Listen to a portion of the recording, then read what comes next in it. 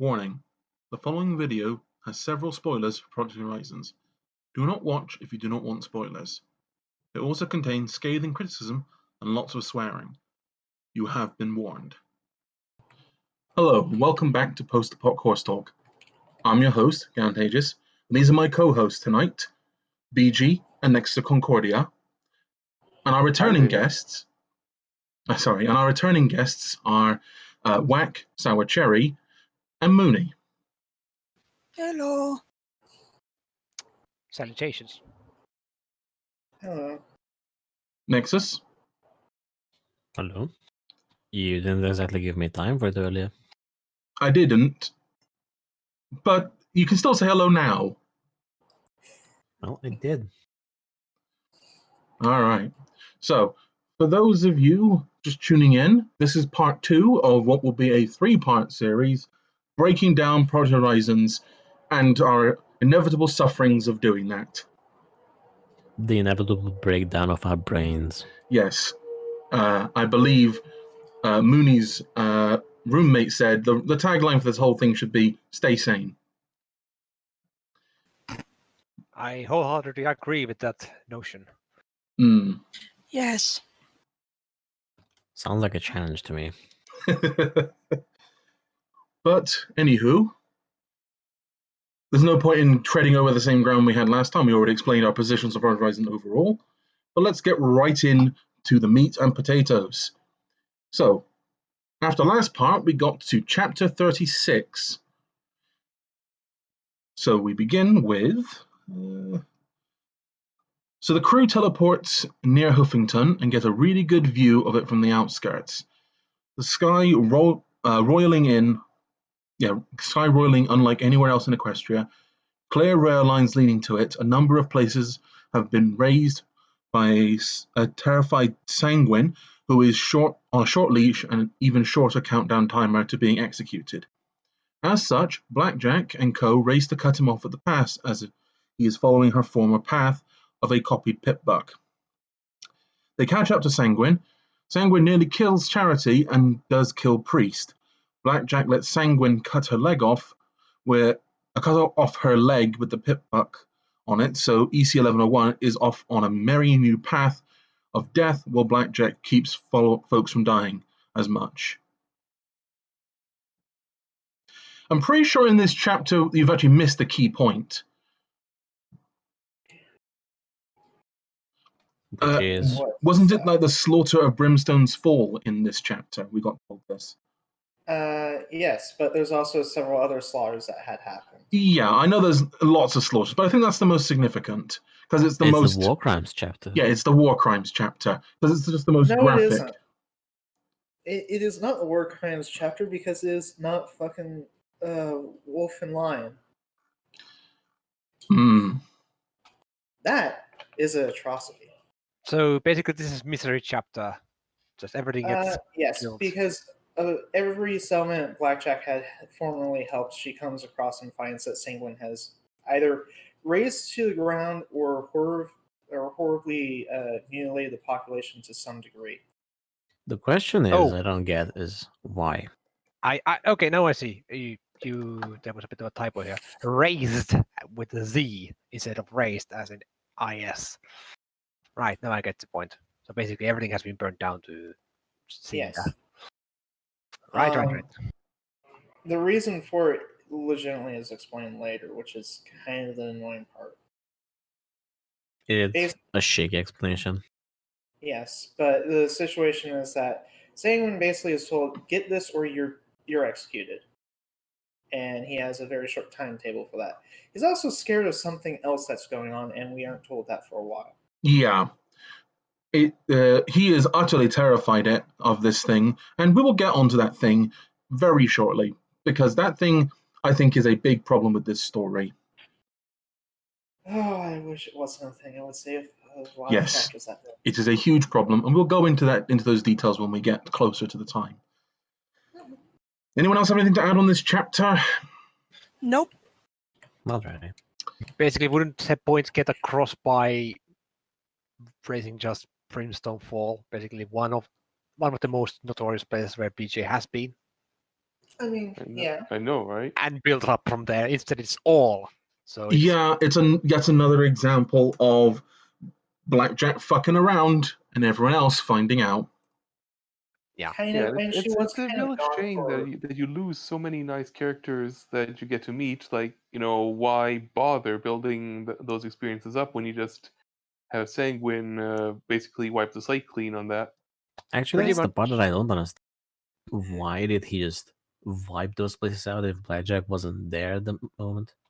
So the explanation of that is that Blackjack always comes running to help people. So by going to places that she's helped, that she has a connection to, it would draw her in if she was still alive. Because at this point, Sanguine doesn't even know she's still fucking alive, which is a big hole in his thought process. But he's also kind of freaking the fuck out constantly. So he's not really having a logical plan. It's just like make noise, hope she comes. Right. I can just imagine some poor pony like, yeah, but what if she's dead? And just getting this, like, blue screen of death stare from Sanguine. At No, that point, I'm not. probably would just yeah. More like the pink spit of death from him. I mean, yes. Given that's how he killed Priest, was spitting pink cloud onto him and melting him. Mm-hmm. Right. I have nothing else to add on here. I can just imagine that Sanguine just will not entertain that particular idea.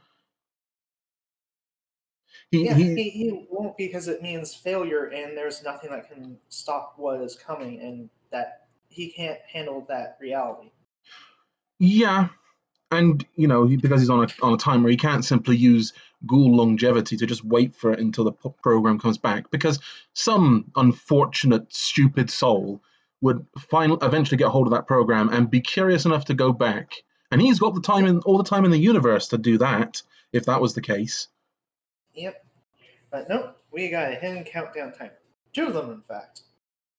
Let's go. Anyway, next chapter.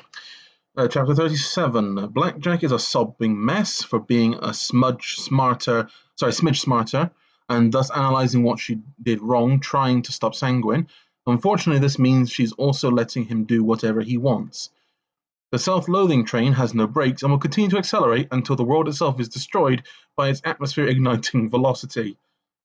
Note, it has been 1 month since they left the stable. Another note, Blackjack is actually getting smarter and manages to talk Scotch about why P21 doesn't want to talk to her in a way that is frankly respectful to her intelligence. Teleporting to Hippocratic research was a good call, and then a bad call to not just incinerate the entire choking square mile of forest surrounding it. The place ends up pulling a lot of tricks from Discord, but a lot more equicidal mindset. Once inside, killing joke, it has a fun set of tricks.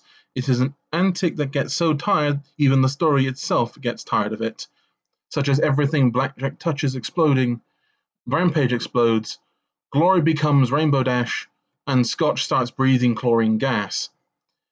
Due to this, Glory and Lacune teleport off with Scotch, and the other 3 are left in a place that wishes them to suffer, as if the rest of the story isn't also a place of suffering. Hippocratic was run by Flim and Flam, because of course, and dubious research goals, crossing trees with cakes, making night stalkers, a forest that kills, and the place is full of flux, aka taint, aka liquid chaos magic.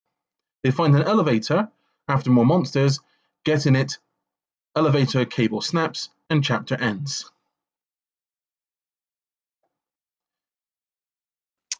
That's a bit of a spoiler, technically, in this little mini run here, because we don't know that it's actually liquid chaos just yet.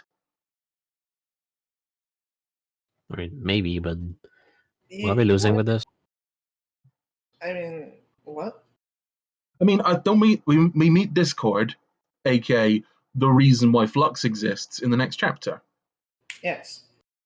But they do mention that it is controlled chaos in that chapter. They don't say where it's from, though. It's just chaos magic. which is like, okay, so where is it coming from? And then the next chapter happens. Understood. I feel like this is one of those very questionable additions to the lore. It is, and I would honestly recommend if anyone ever wants to make a comprehensive lore guide, do not say that. Taint does not come from Discord. It's not Discord's taint. Don't do it. It's far better to just say that it is basically raw magic. So therefore is entirely chaotic and has random effects unless you organize its direction. Makes a lot more sense. And in this case, they were just making it from Discord instead of, being able to figure out how to do it other ways, which would make sense. Why would you rely on one source? Oh wait, bad writing.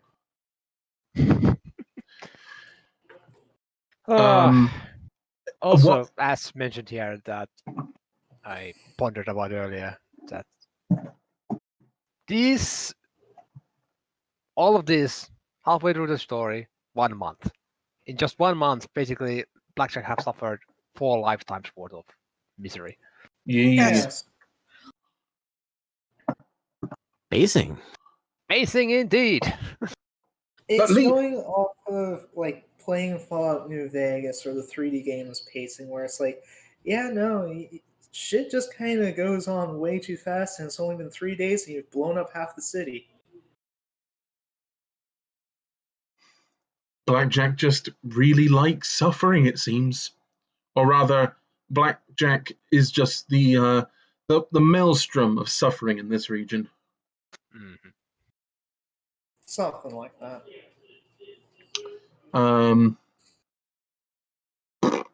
I also find it kind of questionable how an alicorn, which are supposed to be even Lacuni, who is a purposely down-powered by the goddess. How is it that they don't have enough juice to get this done? Yeah. Because they introduce a concept of energy required is 1 over r squared. Further out you're going with something, the more energy you need. I suppose that does make some sense, but what was their plan? Like, how were they going to get out? Because they were pretty close to being out of power to begin with, if that was the case.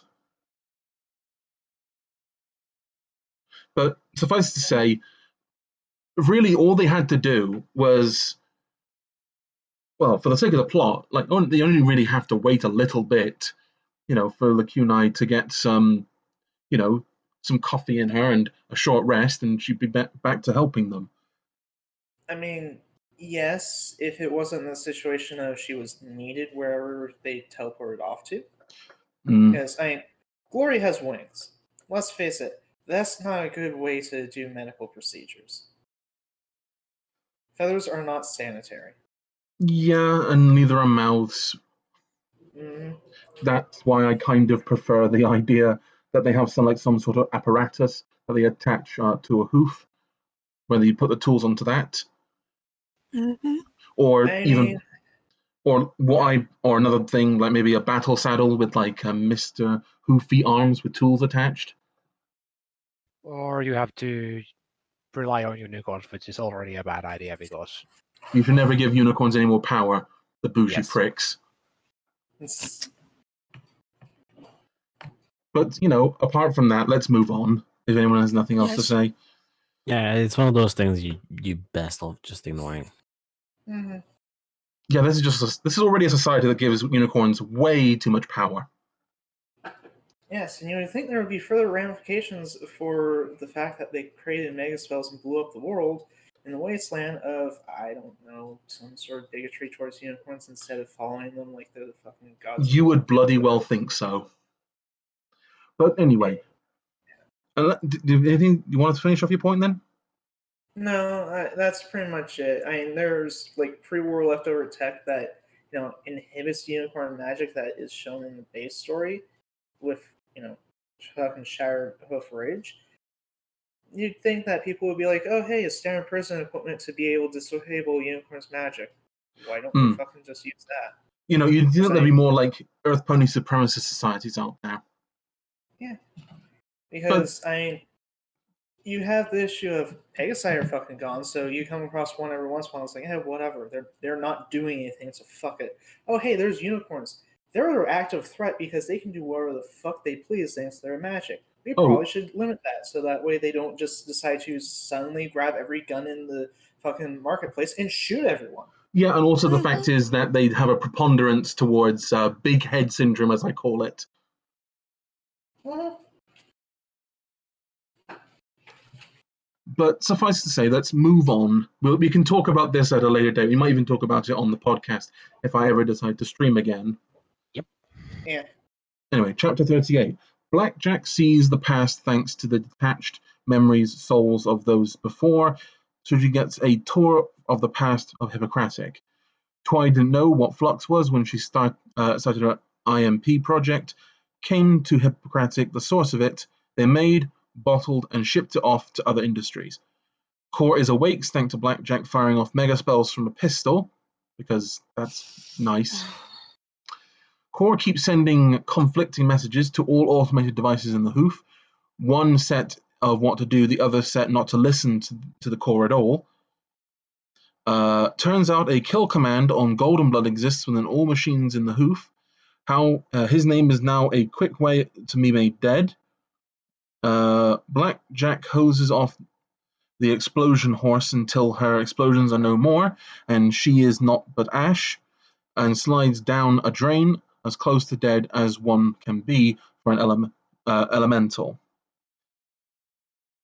Boo has joined the party, snack cake loving blank, which is a copy of ponies made from flux for organ harvesting. Because of course that was delightful. You couldn't even just make the organs. You had to make the whole horse. Yes.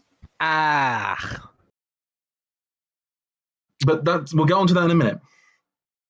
More ghosts of the past showing Twilight learning what flux is as Blackjack makes her way through the massive underground facility. Frankly, Hoofington must have much built on the surface as underground, if not more underground, given how frequently stuff is hidden below the surface. Bunker City would have been a good nickname for it. P21 and Rampage meet back up with Blackjack in the forced organ removal room. Blackjack fights Manticores and the half Manticore pony. P21 is confirmed hooked on Med-X, and Rampage, of all ponies, is the one calling him on his bullshit. Psycho-Shy is revealed to be Fluttershy and Golden Blood's foal. Discord is the heart of the Project Chimera, hence Flux being liquid chaos magic. So let's go back to the organ harvesting operation. The even better part about that is shown later that yes, you can you can grow exactly just the parts that you want and not have to make an entire body and harvest it for bits. So yeah, it was just done because Flim and Flam are fucking idiots, and they apparently reveled in the stupidity. Flim and Flam are the fucking caricature of an evil capitalist. Yeah, like they're not. Okay. Use your words, As a Sour. person who enjoys Flim and Flam as characters, even as gunmen, though I preferred when they weren't so on the nose gunmen. I have explained it a few times. I don't think the Flim and Flam, at least in the way they're presented in the show, they're not even bad. Because they won that first bet fair and square. And they're capitalists, that's all. And that's evil enough. Yes, that is, evil enough as it is. You don't need to be this level of cartoonishly evil. Yeah, I believe that Flim and Flam have suffered some sort of flanderization when it comes to fanfiction. Oh, definitely. I mean, sure, they are established as conmen in later seasons of MLP with actually having professionalism be part of it. Like they actually have like fucking names for the cons. Yes. Oh, it's also okay. Yeah, but anyway, why this massive organ harvesting thing? Wait, when you can't just do the bits and pieces? Yeah, how is it even remotely more cheaper or more productive to do the whole pony. Because And to have as many individual things growing, you can just pop out a pony and get all the parts that you want. You don't have to be like, okay, we're going to have this entire arrangement for each different organ. It's literally a system of it would take longer to set the manufacturing process for each individual part that you want instead of just making it all together in a far quicker, simpler way. that It's would that result in a logistics supply. thing. Yeah, that would result in an oversupply of some parts. And Yeah, Yeah, and well, they really don't care because a war is on. Someone will eventually need those parts. and I just to, I'm going to step in here and take a very odd position on this. Like, it was described that most of the blanks are pretty much have the intellect of animals, and a pretty dumb animal at that. I believe that is a direct quote from the book. Yes, they This have might have meant to animal level be. intelligence. It might have been actually an intentional critique of like the meat industry. Possibly. Given how it goes through, it actually probably is. Mm, Because it is excessively wasteful, which the meat industry is, and horrifically cruel. Which this Yeah. definitely is. Also about the animal thing, it's until later a spoiler thing happens, Boo pretty much stays an animal.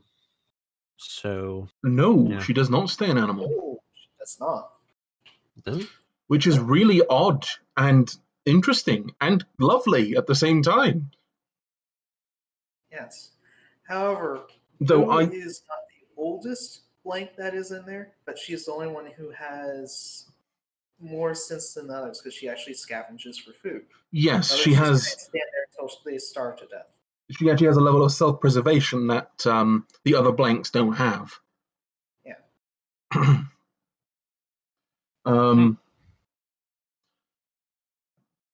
I mean, which I think is interesting in and of itself. I think we'll talk about her in more detail when more revelations come about her. But There is one point that I have to put in here because it becomes a plot hole later on. So apparently, blanks when they touch Flux have a reaction to it. It turns them into hulking monstrosities that just consume. They have a bit more thought. Later on, there's some stuff with Flux and blanks that happens that does not follow that, and it's very I questionable. think I know what you're referring to here. I'm going to interject and make a suggestion that maybe it's a blank without form that turns into those hulking monstrosities. A blank with already a predetermined form to be doesn't. That is a good possibility. But it's one of those things where it's like, is this a plot hole? Is this not? I don't know. so it could be more explained or more. So feels the, like the a cheap thing, horror trope thrown in there and just forgotten. this is the whole thing about this is later on. This is a spoiler, but this is not going to be a huge spoiler. We're going to get onto this in this in this part of the Hearthswarming special. Blackjack gets a new blank body, and her selfness is transferred to that body. She drinks a whole bottle of flux and doesn't die. One person so much as like gets a drop on them, and they just fucking explode and like spawn them. I think.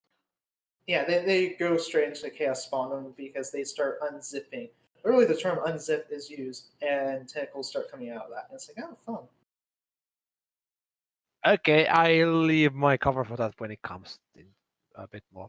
But Also, it won't be in this part because it's in the 70s that happens. Oh, it's in 70. Oh, tell a lie then. It's fine. We'll get there eventually. yes. It's a long march. Oh God, why is there so much stuff in between? So anyway, any more thoughts on this chapter? no. Nope.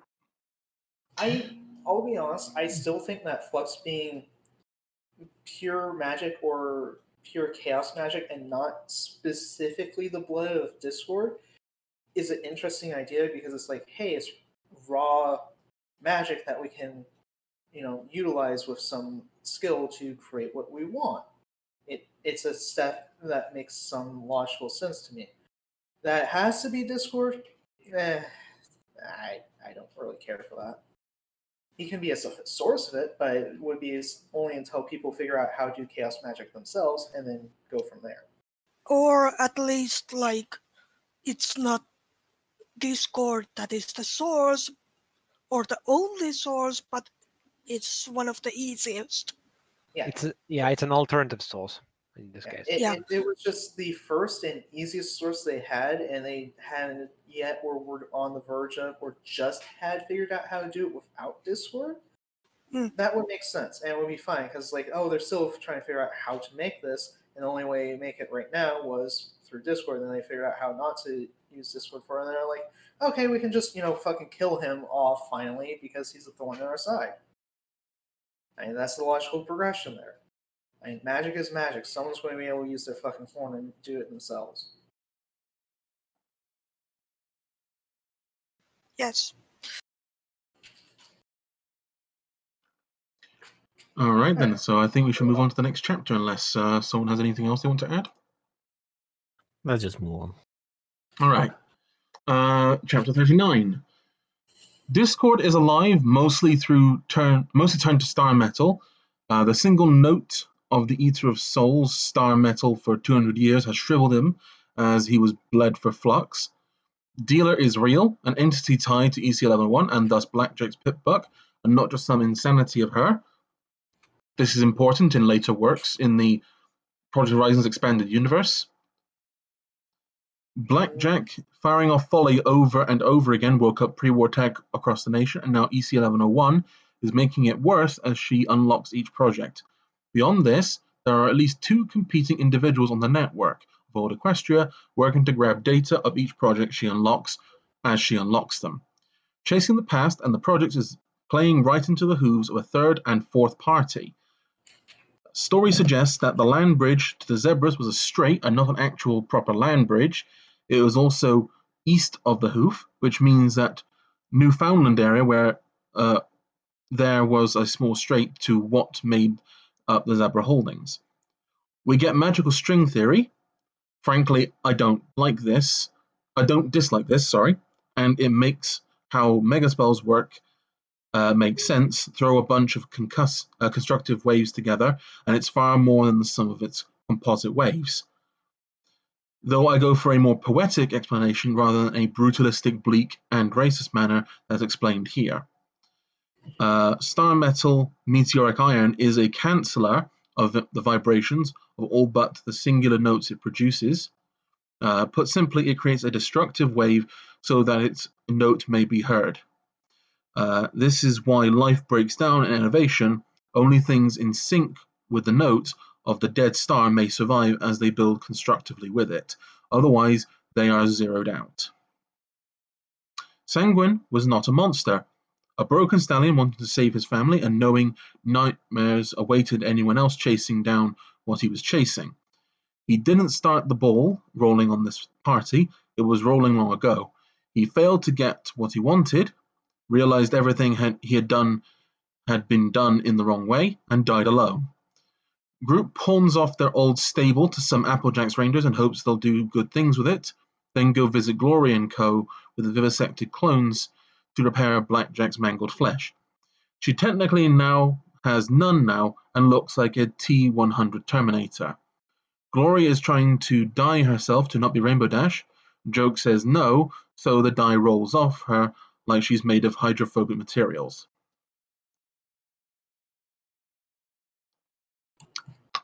So I don't think that this chapter redeems Sanguine at all. It definitely puts his monstrous acts into a very interesting set of context, and it does make him a bit more sympathetic. But the fact is, he has done extremely monstrous things for a very thin veneer of good reasons. I just want to bring this up. This is a running theme with Somber. It's gonna happen in the sequel as well, and it's really fucking weak. These attempts at humanizing absolutely monstrous villains, they just don't work. personally, I felt it was a good way to show his actions had reason to them, but he lost himself in doing so. And it is the thing of, hey, people can be monsters, and in fact, they make the most terrifying monsters. It's not the things that go bump at night you should worry about. It's, the person who is acting a little off. It may have been better that there was some sort of escalation with Sanguine's actions, though, to Yes. drive that point home.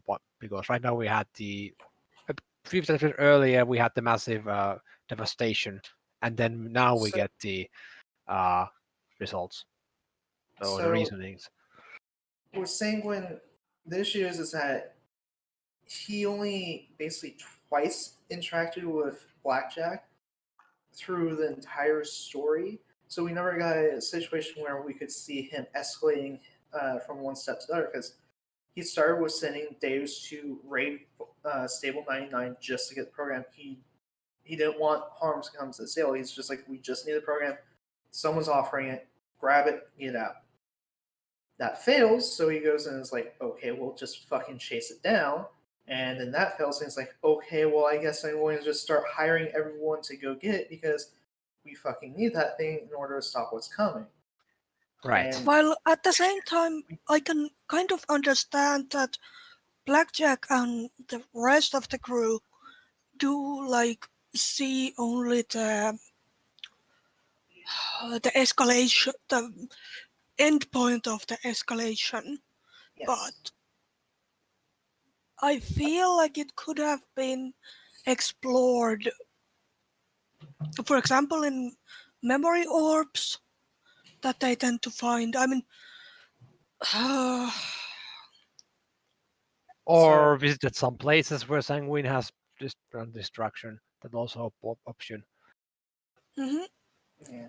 Basically, Sanguine as a concept of villain is a good start, but it doesn't get enough airtime to probably be established as a coherent villain. Doesn't get explored. Yes. Like the vibe I get from this summary here is that it was all told, not shown. Pretty much. Effectively. I will say that Sanguine is not a bad villain. It's just not. We don't get enough information on it. We just get glimpses. And that is a issue where I feel Sanguine should have shown up at one point, like in flank, and tried to talk Blackjack into giving him EC 111, and then her turn him down because it's like, well, you fucking killed my Sable, so fuck you. Like, there should have been more interaction with him and Blackjack, so that way he could try to get her through various different methods of appealing to her. I think that in an alternate version of this story, we actually have Blackjack and Sanguine talking to each other. He actually offers to fix the damage done to her stable. Yes.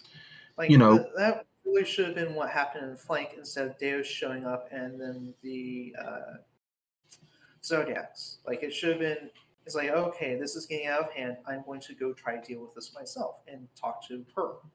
Because we're seeing her, actually do something instead of just running around like her head's cut off. Bring the monster squad with you if you really need some backup, because I think she probably would feel he needs some backup. But talk to Blackjack and say, put your cards on the table and say, this is why I want to do this. It's not for any nefarious reason. I simply want to save my family, and that's it. Yeah. I don't even want this project anymore after it. I want to save my family, and I want to fuck off to Tempody Tower and never have to care about this shit. And the good thing is, if he brings that monster party back up, if Blackjack would have refused in that case, he would have had a good hit squad at a moment's notice. He would have the entire hit squad at a moment's notice, which would pretty much, be a shotgun moment that it would mean that Blackjack realistically couldn't fight back. Yeah. That would have been a much more tense moment.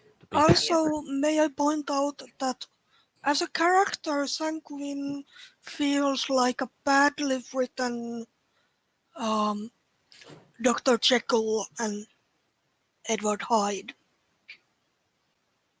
Less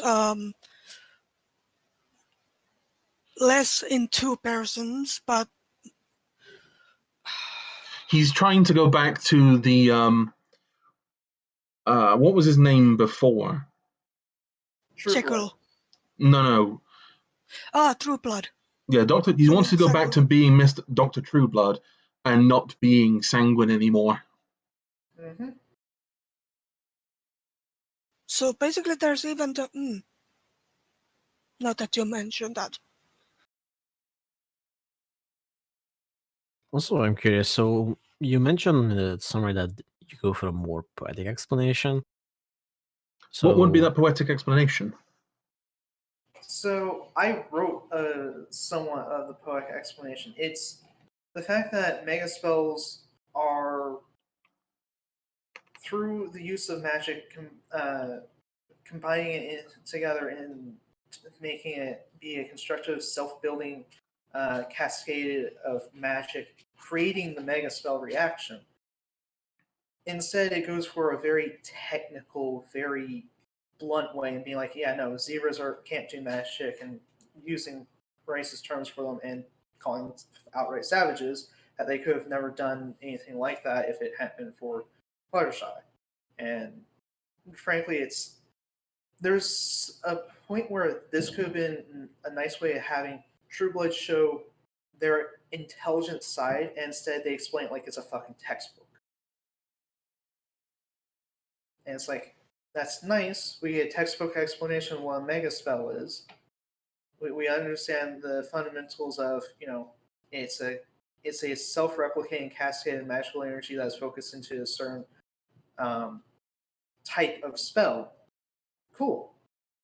Why does it take 3 paragraphs and it sounds like I'm reading about gravitational lensing and how gravity causes it? okay, but where's the racism part? He goes off on a tangent about how there was no way zebras could ever do it because they're a bunch of savages that bash rocks together. There we That's go. kind of funny considering where Sombu went with the canon later on. Mm-hmm. So I would like to point out that for a doctor, the textbook definition of something makes sense. And he constantly throughout the story uses very flowery language to explain. okay, yeah, I can see that why. Remind me. I will say, can I have a moment now? Sorry, because I'm carry on.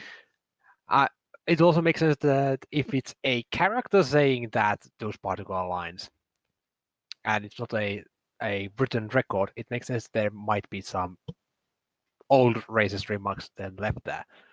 Because after all, it is the zebras that, in his mind, ruin the world. Yes, because it is him saying it. And it's like, we could have done without Sanguine also being a fucking racist. Like, I get it, he was alive during the war and lost a lot of family and friends because of it during the war and, in the last... I think that's meant to be like I think there is meant to be kind of like a take on Islamophobia and how you can basically manufacture racism. I mean, legitimately it is. There are a lot of points in this story that are trying to critique, at the time, modern American culture. Yeah.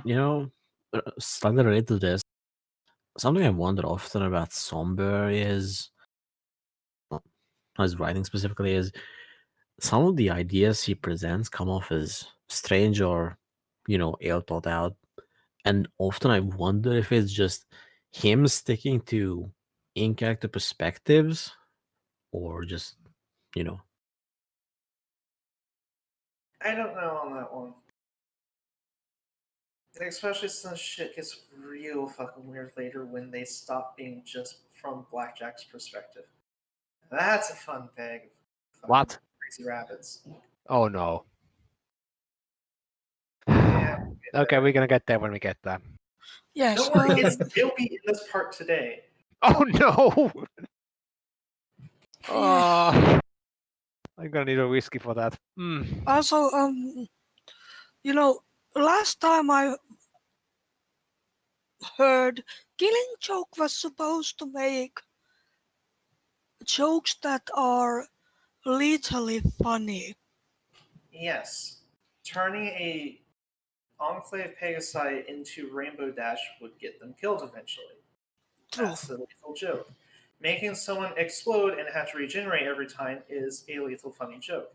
Trying to make a cyborg explode and die is, but instead, their parts constantly are breaking because they're getting concussed and should have died from everything around them, is also a lethal joke. It just kind of failed because whatever. Yeah. And to be fair, she has combat style legs, so it's like her step is going to be absorbed by a shit ton of armor. So I mean, they are combat legs, but they're also meant to be like the stealth variant. Light combat yes, legs. this is the infiltration legs from Professor Zodiac. Mm. They're not the combat legs that come later, or the legs after that. Or the legs after that. She keeps getting lots of fucking legs. She's got legs that go on forever. No, Maybe Blackjack, that's not what we meant with legs for days. Yes, that's exactly the problem. I will just say here. So basically, the age-old philosophical question: if you have one ship and then repair every bit of that ship until there's no original part left, it is still the same ship. Yeah, that was basically the whole thing. Is meant to play on the ship of Theseus. Yes. yes. Don't worry, that comes up later. Okay, That- okay. Okay. This is a message that goes straight out to Somber. Somber, my man, my dude, friendo. We know that you have a literary background. You don't have to literally include every literary device in your story. You don't need to make allegories to literally everything ever mentioned ever. So I would Oh, like to see more show don't tell. yes. Yeah, they attempt that later. It's interesting. I legitimately skip past it because it's like this should be told to the characters instead of being seen by the characters. Because MacGuffin. Okay. Moving on. Next chapter, please. All right, next chapter. Chapter 40. Glory can't stop being Rainbow Dash, much to her manic anguish. The goddess pokes her in the nose for asking about Chimera, throws a fit about Discord, and then Glory and the Kunai torture Blackjack with talking smart to one another. Blackjack and Peter-1 have a heart-to-heart, and Blackjack finds out that Peter-1 has been abusing painkillers to feel comfortably numb while waiting for something to kill him as he stays near Blackjack. P21 fucked up the stasis that Scotch Tape was in and nearly killed her before the cloned parts could be transplanted in her. Glory is pissed, but gets the job done. Dealer freaks out, seeing a memory orb, and demands Blackjack doesn't, which means Dealer can see memory orbs from separate from Blackjack. Blackjack gets him to ghost off and then watches the memory orb while Glory gives her a face again. Said memory orb is of golden blood, learning that star metal and the Starfall-related star blasters are the same material, unlikely from an advanced civilization, thus calling into question what exactly the Tokamer / the Eater of Souls was if it carried technology of such caliber within it. P21 confesses to a comatose Scotch Tape that he is her father, and then sings to her as the rest of the group watches on, quietly and respectful. Scotch cries and P21 hugs her. In fact, everyone cries and has someone hug them. It is frankly a touching scene that I give somber applause for writing. Yeah, I remember this scene being quite nice. Yes. Very Which touching. makes me think that soon someone dies. Someone's going to die. After 2 counts of full anguish and torture, we get a somber scene with fall. Lovely. It doesn't cancel out all of the fall anguishing moments from earlier, though. You know what? I really don't like the dealer. He's really just a fucking angsty shit. Yes. Same. He That legit- applies to a lot of characters, yeah. The dealer is legitimately just an angsty piece of shit, and yeah, we'll deal with that when we get to that. Thankfully, they go out in a good way. All right. Does anyone have anything they want to add about this? There really isn't that much No. to add. Like, it is just a kind of an okay chapter. It's decent. I don't mind it. It's okay. Uh, Let's move on. all right, chapter 41. Folks try to ambush Blackjack, Rampage, and Psycho-Shy as they dip into MASEBS and loot the place. Blackjack tells Homage to believe in Pip after seeing Buckland Crossing and Arbu massacres. We covered this in last year's Hearthswarming special. We don't like that those exist, but let's not dwell on those for too long. Not when it comes to the original fic, but I will have words on this particular notion in a minute. Once that's done, Blackjack and co. get to Mega Mart and the place is still fucked up. Gun isn't operational and the place is hectic with folks hawking their wares. Psycho-Shy almost ends up a pincushion with Daddy and the Reapers failing to keep things calm in the hoof. Reapers now have to pay for their goods. Something, last part, not a drain on society.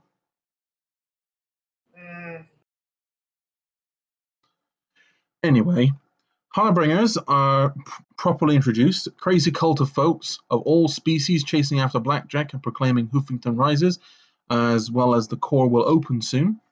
Beyond this, they have mint quality equipment and more food than anyone else in the Wasteland. To boot, they are also giving it out like candy for the smallest rumor about Blackjack's location. Namely, they want Blackjack's pip buck. Good thing the damn thing is hidden inside of her leg now.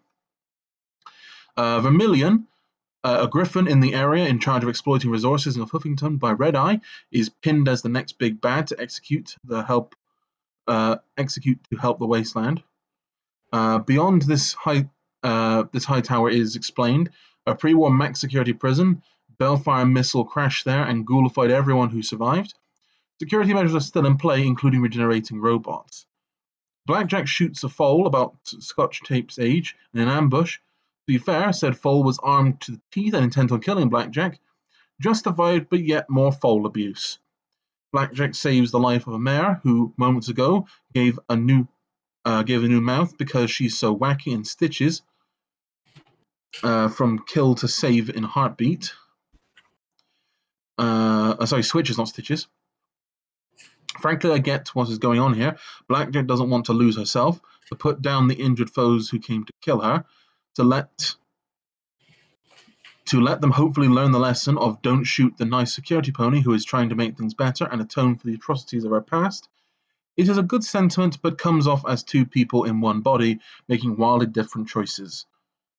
Blackjack is outed as having not actually slept in probably a few weeks, ever since getting her new body, and reasonably her actions have been becoming more and more unstable. It explains the fight prior and her switching from kill to save. Her brain is dying without sleep, and in sleeping, all she sees are things she doesn't want to. Blackjack separates from the group as they're being watched by a group of harbingers. Being less crazy after a night's sleep, she decides to go it alone. This won't end well. So, I would like to compare this idea of going it alone. We'll get more information on this as we go. I think the way they did it in this was kind of a bad way to do it, compared to a good example of, or two good examples of times where a character is alone, are in both The Last Airbender and The Legend of Korra. Both of them have quite interesting times where the main lead cast member is separated from their friends, and they're both very interesting scenes that build those characters up quite a lot.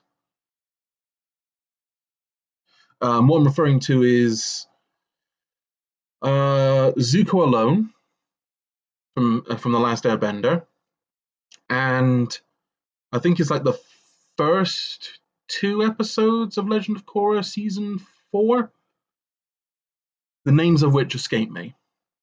Mhm.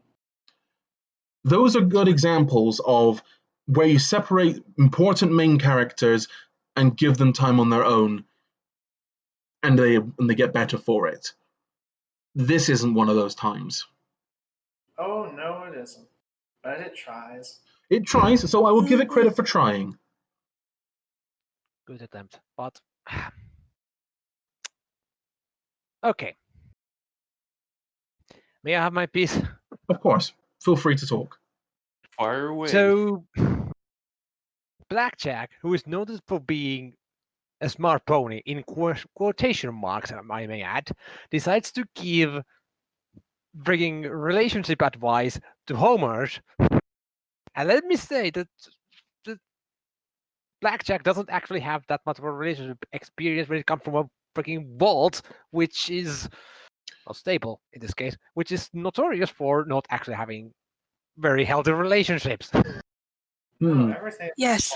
in that stable was explicitly abusive to one party or another. Yes, and there she goes to give advice to a mayor who has had more than a few relationships of her own, Like, why would even and is actually a major part of one of the original fix. So basically, here Stolberg goes and insert Blackjack as the saving grace of Homer's and Little Whip's little get together. It's just one of many little moments of, not leaving the original story alone. Mm-hmm. You could have just left that part thing and basically just say Blackjack has contact with Homer and leave it at that. Or just hears about them and then Blackjack has his own or her own little crisis of fate and converse with this group. But no, she had to go and contact Homer of all people. I think as a position of authority and wisdom, interestingly enough. I think one of a better way to do that scene is that it still plays out of Homage talking to Blackjack, but Blackjack does not give any advice. Just Blackjack offers to do the thing that she can, at least have the modicum of self-awareness of knowing that I probably don't have the best perspective on how to help with a relationship. The best thing I can do here is just listen to her concerns and let her voice them. Yes, that would have been an option. It would have been also been a possible thing that basically Homer gives a unicast, basically just a one targeted broadcast to Blackjack Pipak or something, explained properly some way, and Blackjack can only listen. It's basically a Homer way to have a talk with someone who will know who listens or something like that, and just Blackjack has no way of responding back. Just leave it at that. Just don't poke your finger into the original. You don't have to. You don't have to. Honestly, you don't need to. So sorry, Walk. I am so sorry. There will be I'll much more of that. I'm gonna say it. I will get more angry in about 5 chapters time. Honestly. Oh no, not 5 chapters time. It's a while before it comes back. Thankfully, it takes place after the original story, so it's a bit better. But yes. Anyway, I've said my piece. Yes. This is just an example of Sunbird just not leaving well enough alone. Yeah. I'll put it this way: the longer that I went through this story, and I do genuinely enjoy some of the moments in it because there are some really fucking well-written moments and some really interesting explorations of the universe. There are also parts where I realize that this is basically the entire Star Wars extended universe put into one story instead of a whole bunch of side stories handling a bunch of interesting characters and their stories. Instead, all crammed into one thing, like is the entire Marvel Cinematic Universe over 5 movies. Yep. The And it cinematic is, universe. Yeah, and it is not the length of 5 movies. It's the length of 10 movies. Once again, it probably was a huge mistake to have the main character be one person who survived all of that instead of, several of them picking up the mantle. I mean, it still would have been cramped as all hell with all the cyborg stuff, but at least it wouldn't have been, all within one coherent time span of one coherent lifetime. Mm-hmm. Mm-hmm. And they could have been easily sections in the books of this episode. Here's this character's arc, here's this character's arc, and here's this character's arc. Yeah. Plus Instead, plus then you wouldn't have to necessarily always keep powering up. Like they Yeah. could have, started back over at the leather armor simple shotgun stage. level 1 again. Just get back there. I mean, basically most of the issues here stem from the fact that apparently somebody didn't kill off the main character, but we have already discussed that, so yeah. Yeah, at this point there were supposed to be 2 dead characters, so Okay. Yeah. Anyway, I have nothing else to say on this particular chapter. Mhm. Anything else, anyone? I'm good. All right. Same. Let's proceed. Chapter 42. Blackjack is alone, and is clearly going a little bit loony. Frankly, I can relate to her experience of getting wrongly energetic and manic the more sleep-deprived I am. She dislikes being alone while traveling. She prefers company like any sane person would. Blackjack has another fight with Harbingers, and it's actually a really snappy writing. No real dwelling on things. Instead, action flows and takes up very little space. It is a solid fight in which Blackjack disables the enemies and runs off, as she doesn't want to kill them if she can. Same time, she is happy to hurt folks to make them stop. A restrained but viable mindset in the situation. The Highlanders are introduced properly. Gangs are all walking away from Big Daddy.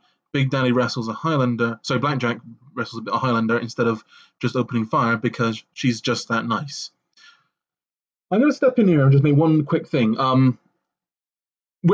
Me and Whack had the horrifying realization that the Highlanders basically come from Equestrian, West Virginia. Yes, it is explicitly Equestria, West Virginia, because they do entire mountaintop removals to get coal, and then leave the place a horrifically toxic place afterwards. Yes, and it was all mined up for coal, and the people didn't like it, and now they're all impoverished because the coal's all gone. And not just that, it's also in the line with the strait to the Zebra Holdings. So they also, beyond just having it mined to oblivion and beyond, had the war constantly on their doorstep and running through their property. Yeah, that's probably like a reference to the fact that West Virginia was kind of in the middle of the American Civil War. But that's beside the point now. I found that a really interesting thing, as well as once I got over the horrifying realization, I didn't realize this at the time. Moving on. Wrestling match ends with Blackjack and the Highlander talking amicably about how both wish to just be left alone and folks just fuck off. Blackjack is complaining about Deus ruining Stable 99, while the Highlander has the exact same frustrations Blackjack had about Deus, but instead about Big Daddy. Blackjack has a realistic depiction of PTSD episode when a stallion taps her ass with a power hoof. Tank shows up again, kills everyone after the cannon fodder of Harbingers failed to get Blackjack. I don't think it kills everyone. It kills one person. It kills one person, but the way it's written, I actually didn't realize that anyone else had survived because they're kind of not shown to have made it, and then they just show up later. No, I remember reading it. It was kind of implied that they did get out through the same way everyone else did.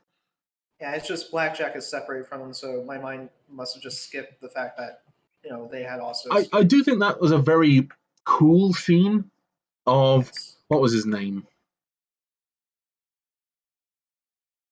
I mean, they're dead now, so. I mean, they're from the Melancholy gang, the Half Hearts. Yes, Heartshine's gang. Oof. Yeah, we'll get to that. I am going to be saying that a lot, and I am disproportionately correct about every time I Hold do. Hold on. Okay. That Hardshine. Let's not go into it right this second. Let me finish at least the Okay. description of the chapter before you go into it. Yep. Blackjack starts hallucinating her companions as she continues to get more concussions and not sleep. Blackjack admits to liking being hurt, though it's more of an I'm still alive as I feel things sort of thing, given how her cybernetic body feels alien to her as it has no pulse. Blackjack keeps hallucinating her companions as she and the Highlander, I'm not listing her name because we don't need the whole cast named, to go through the Zebra Detention Center that originated the Mad Pony disease in the Huffington area. Magical Zebra to rescue and exposes the plot of the next 35 chapters. Flesh-eating sickness is confirmed to have no cure and not work on Pegas due to they are the most different equid from zebras. Even the tiniest amount of sickness can turn a whole village into flesh-eating lunatics. Showed up during famines when cannibalism was the only way to survive.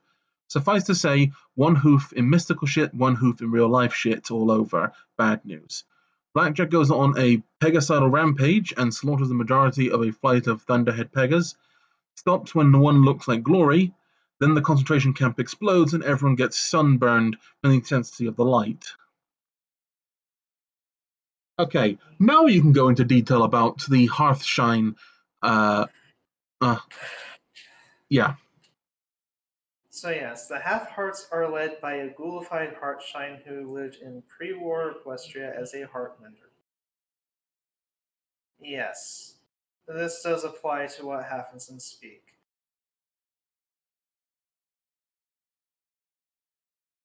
She Which is is trying. hard science fic. Yes, Speak a is spin-off fic featuring the Heartmenders. yes. Who, thanks to being still run by a pre-war ghoul supposed psychologist, don't actually know how to handle one another's problems, as well as the idea of giving people vacation to recover from mental trauma of dealing with patients.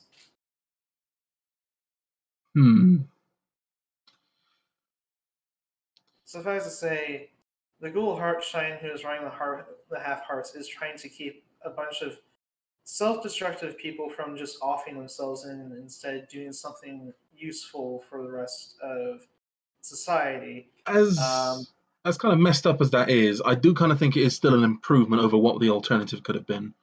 Yes. Which, on that point, in this point in time in the Wasteland, is honestly a really fucking good thing to be doing.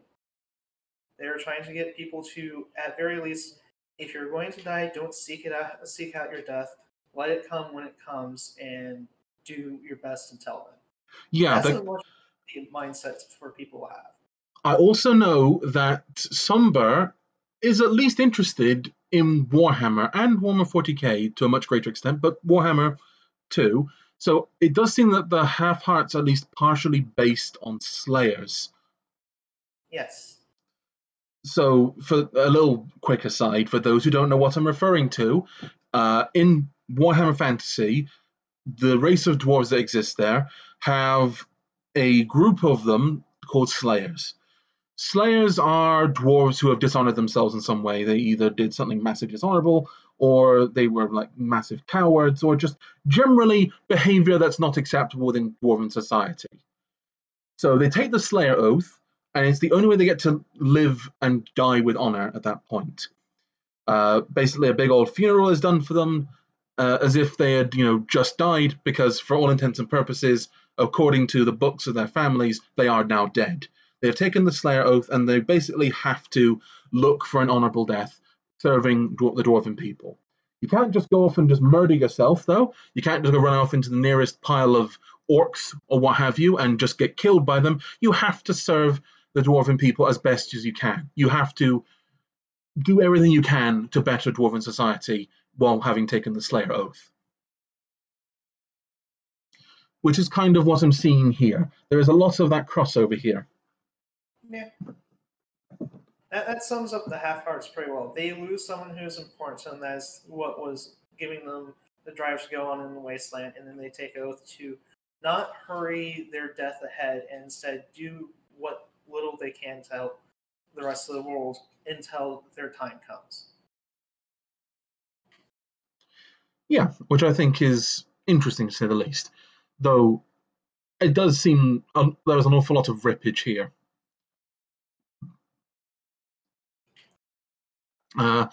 Any other thoughts, anyone? I don't really want to comment because of the Warhammer connection. Okay.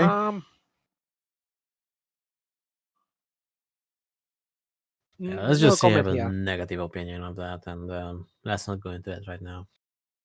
Fair enough. BJ, you've been very quiet for a while. You got anything you want to say on this? Well, I mean, not really. I personally approve of people, crossing over with each other's fan fiction, including the Heartmenders, stuff like that. As long as, both authors are in on such inclusions, to as opposed to just, trying to one up the original fic. Mm-hmm. So I see not a whole lot wrong with including another author's concept like that, and I'll leave it at that. Really, That's fair. All right, let's move on to the next chapter, chapter 43. The chapter where, in Blackjack, is time looped within her own brain thanks to a pre-war psychiatric facility that traps you within your own mind to treat PTSD. Oh, it's this chapter. Yes. Oh, I feel how you say? At this point, I honestly lost track of things so badly because of how this chapter is. You know, it just is. This I chapter couldn't read very far into the story after this. This chapter does not need to exist. Oh, I will say every time you say, "Oh, it's this chapter," I am filled with dread. Oh, don't worry. There's more. I know what the next chapter is, and I'm already saying, "Oh, fuck's sake!" Oh, no, you're wrong. That's this chapter too, because every chapter goes far too long. Hold on, Mooney. That was At a least psychotic my laugh suffering there. makes you laugh. Oh no, I'm just fucking gone loony because I've read way too much in the past couple of days. Anyway, let's continue. Poor old Mooney. She's now going all bit loopy in the head. He's becoming a lunatic. It'll go away in time. I just need to write my own words. The chapter goes really well. Frankly, the chapter is good and has some great imagery. It also does a good job of deconstructing what's wrong with Blackjack, which is frankly a lot of things. Between her PTSD about stallions, flying, wanting to be dead with the majority of the people she ever knew, she's a bag of rabid rats. Majority of this is a pre-war automated system to try to tell Blackjack that the wasteland and everything that happened wasn't real and instead was a reflection of what she had taken and what had done to her. That the wasteland was merely her brain trying to make sense of things after she had a mental break, and as such, a lot of it was revenge porn and guilt. Story points out that Blackjack is suicidal and enjoys pain in a sexual sense. Really did we need to know that last part? Story goes on for a while with Blackjack using ballistic trauma therapy against her self-loathing. Things get a bit metaphysical in regards to her mind battling itself. Blackjack is told that she has ripe fucked her own brain thanks to the memory of abuse. They really are addictive, as well as some external mind fucking her. Throw in alcoholism and CTE, chronic traumatic encephalopathy, and her brain is looking pretty smooth and spongy. Surprisingly, being mostly a machine has downsides, like someone stuffing a USB into the back of your head to give you memories, which is what is the cause of the strange visions in Hippocratic. Then a scene from chapter 33 of Blackjack's unfortunate non-consensual intercourse is making me rather uncomfortable. Thankfully, Blackjack feels the same, and we hurry along while Sombra tries to make us stick around. Did you really have to re-include that scene? Yeah, that was my feeling about it. Like the reason why it goes to that makes sense, but the whole thing I just wish didn't happen. If it didn't exist at all, we would be all better off. Yes. Don't shove it back to our faces. Oh my god. Also, amusingly, no, this chapter does not have a content warning like chapter 33 did. I think this one does need to have a content warning, and I honestly think it doesn't need to exist. Or rather, if it does have to exist, be not as awful. In condensed form. Yes, I would Condensed have. and more abstract of what is happening so we can fill it in ourselves instead of the very fine detail description of what's going on being used. Which, weirdly enough, Sombra actually does that in a number of spots later on where they do a very quick abstract description of what's going on and you perfectly know what it's saying, but it doesn't take up 2 pages. Also, I get the feeling that this is basically Blackjack's mind playing tricks on her, etc., etc.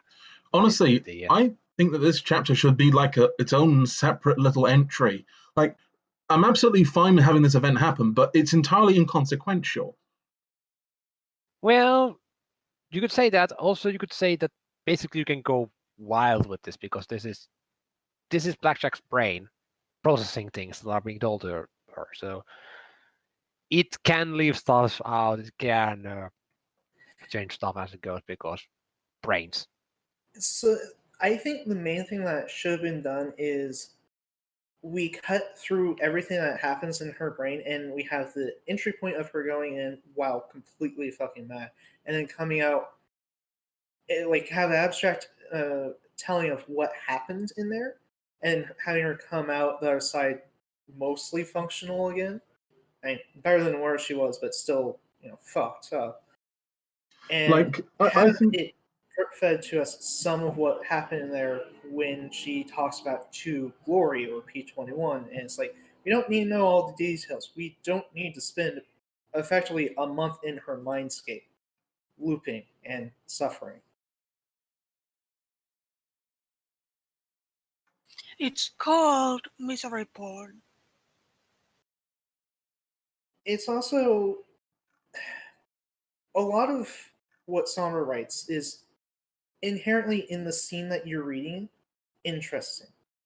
But in the greater context of the story, you realize that it is in a lot of ways spinning its wheels so stuff can be written later while they are scrambling to actually write the meaningful things. If we got rid of all the meaningless parts to the story, we probably would only have like 40, 45 chapters in the whole thing.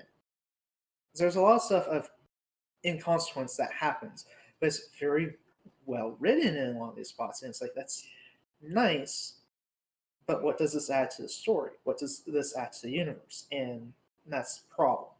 A lot of it is telling for the sake of telling.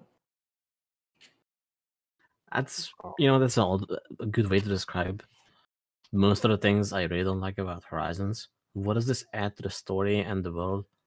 Mm-hmm. And it's like this whole chapter, if it had been told in an abstract way that tells us, she went through a pre-war program that failed with every other patient it dealt with and was the only one who ever succeeded in coming out a bit better for it. Okay. No! When you said that abstraction, that's basically the freaking old war blues outer rock thing. Hey, guess what? We're now in the old world blues portion of Project Horizons. I'm not joking. Kill me. Going back to something we discussed in the first episode. Yes. Mm-hmm. So it ties into this whole why thing. All the grimdark in this story, it generally adds little to nothing. It's grim without substance. Yes, And it is. Yeah. It is dark for the sake of darkness. It is words for the sake of words. It is without substance in a lot of times. The way I describe it to someone else is you have a massive fucking bowl of rice. Like you basically filled up your rice cooker all the way and made all the fucking rice. And then you took some ground up food and tossed it in there and mixed it up. You're going through it because you want that flavor that's in there and you keep chasing it because you know it's still in there. But you have all the other stuff in there of the rice that is just filler. And that's the biggest problem with it, is that the only way you end up getting through Project Horizons is sunk cost fallacy. Thankfully, I dropped off that train before chapter 30. And you'll And now here I probably am. And even if you go down that route, you'll probably be disappointed by the end. Depends. Mhm. I don't have anything to add to this chapter. Other than I will basically agree that it can be condensed or could be its own different fic, because that's probably what can be also said about this fic. Multiple parts can be sectioned off and released as a side fix Yeah. to keep it coherent. Even the story itself, I would say, should have been split up into 3 separate stories. Mm-hmm. And yes, it's like, oh, but that would mean it would have all these sequels. It's like, okay, I read the entire Reset series, which is about the length of Project Horizons, but it's 3 different stories that end on where it could end. Also, Lord of the Rings, 3 different books. Yes. It is not bad to do separate stories when you get to a certain point. You just... Yeah. Somber, and this is my honest opinion with no offense towards Somber on this. Somber has the issue of not knowing when to put a chapter in. They don't know when is the best point to be like, okay, the story arc of this chapter is done. We pause here and then pick up with a punchy, snappy start for the next chapter. Instead, very often you will get a cliffhanger, and it feels like you're watching Dragon Ball Z, where it's just like, oh, we got another cliffhanger after a morsel of things have moved forward. And it's frustrating because there's so much time that is wasted due to this writing style where it's spinning its wheels, frankly. And then you get to the one interesting part, it's that chapter end, and then next chapter starts, and it's just the one scene. Then it goes back to spinning its wheels, and it's like, I don't want to watch Goku powering up for fucking 10, episodes. Just do it.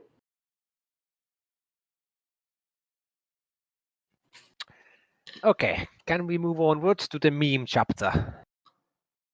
Mm-hmm. Yes. Yes. All right, And chapter a very distinct 44. reason for calling it that, as you will Chapter see. 44, because it couldn't be chapter 66. Or chapter 69, chapter 69, sorry. Don't worry, we have something special for 69. Nothing much happens at the start, beyond some zebra stallion showing off knowing Blackjack is watching by kicking off the heads of 12 Harbingers.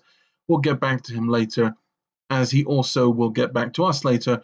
Fucker legit says, I'll come for you later. Oh, and Magic Bat Pony shows up.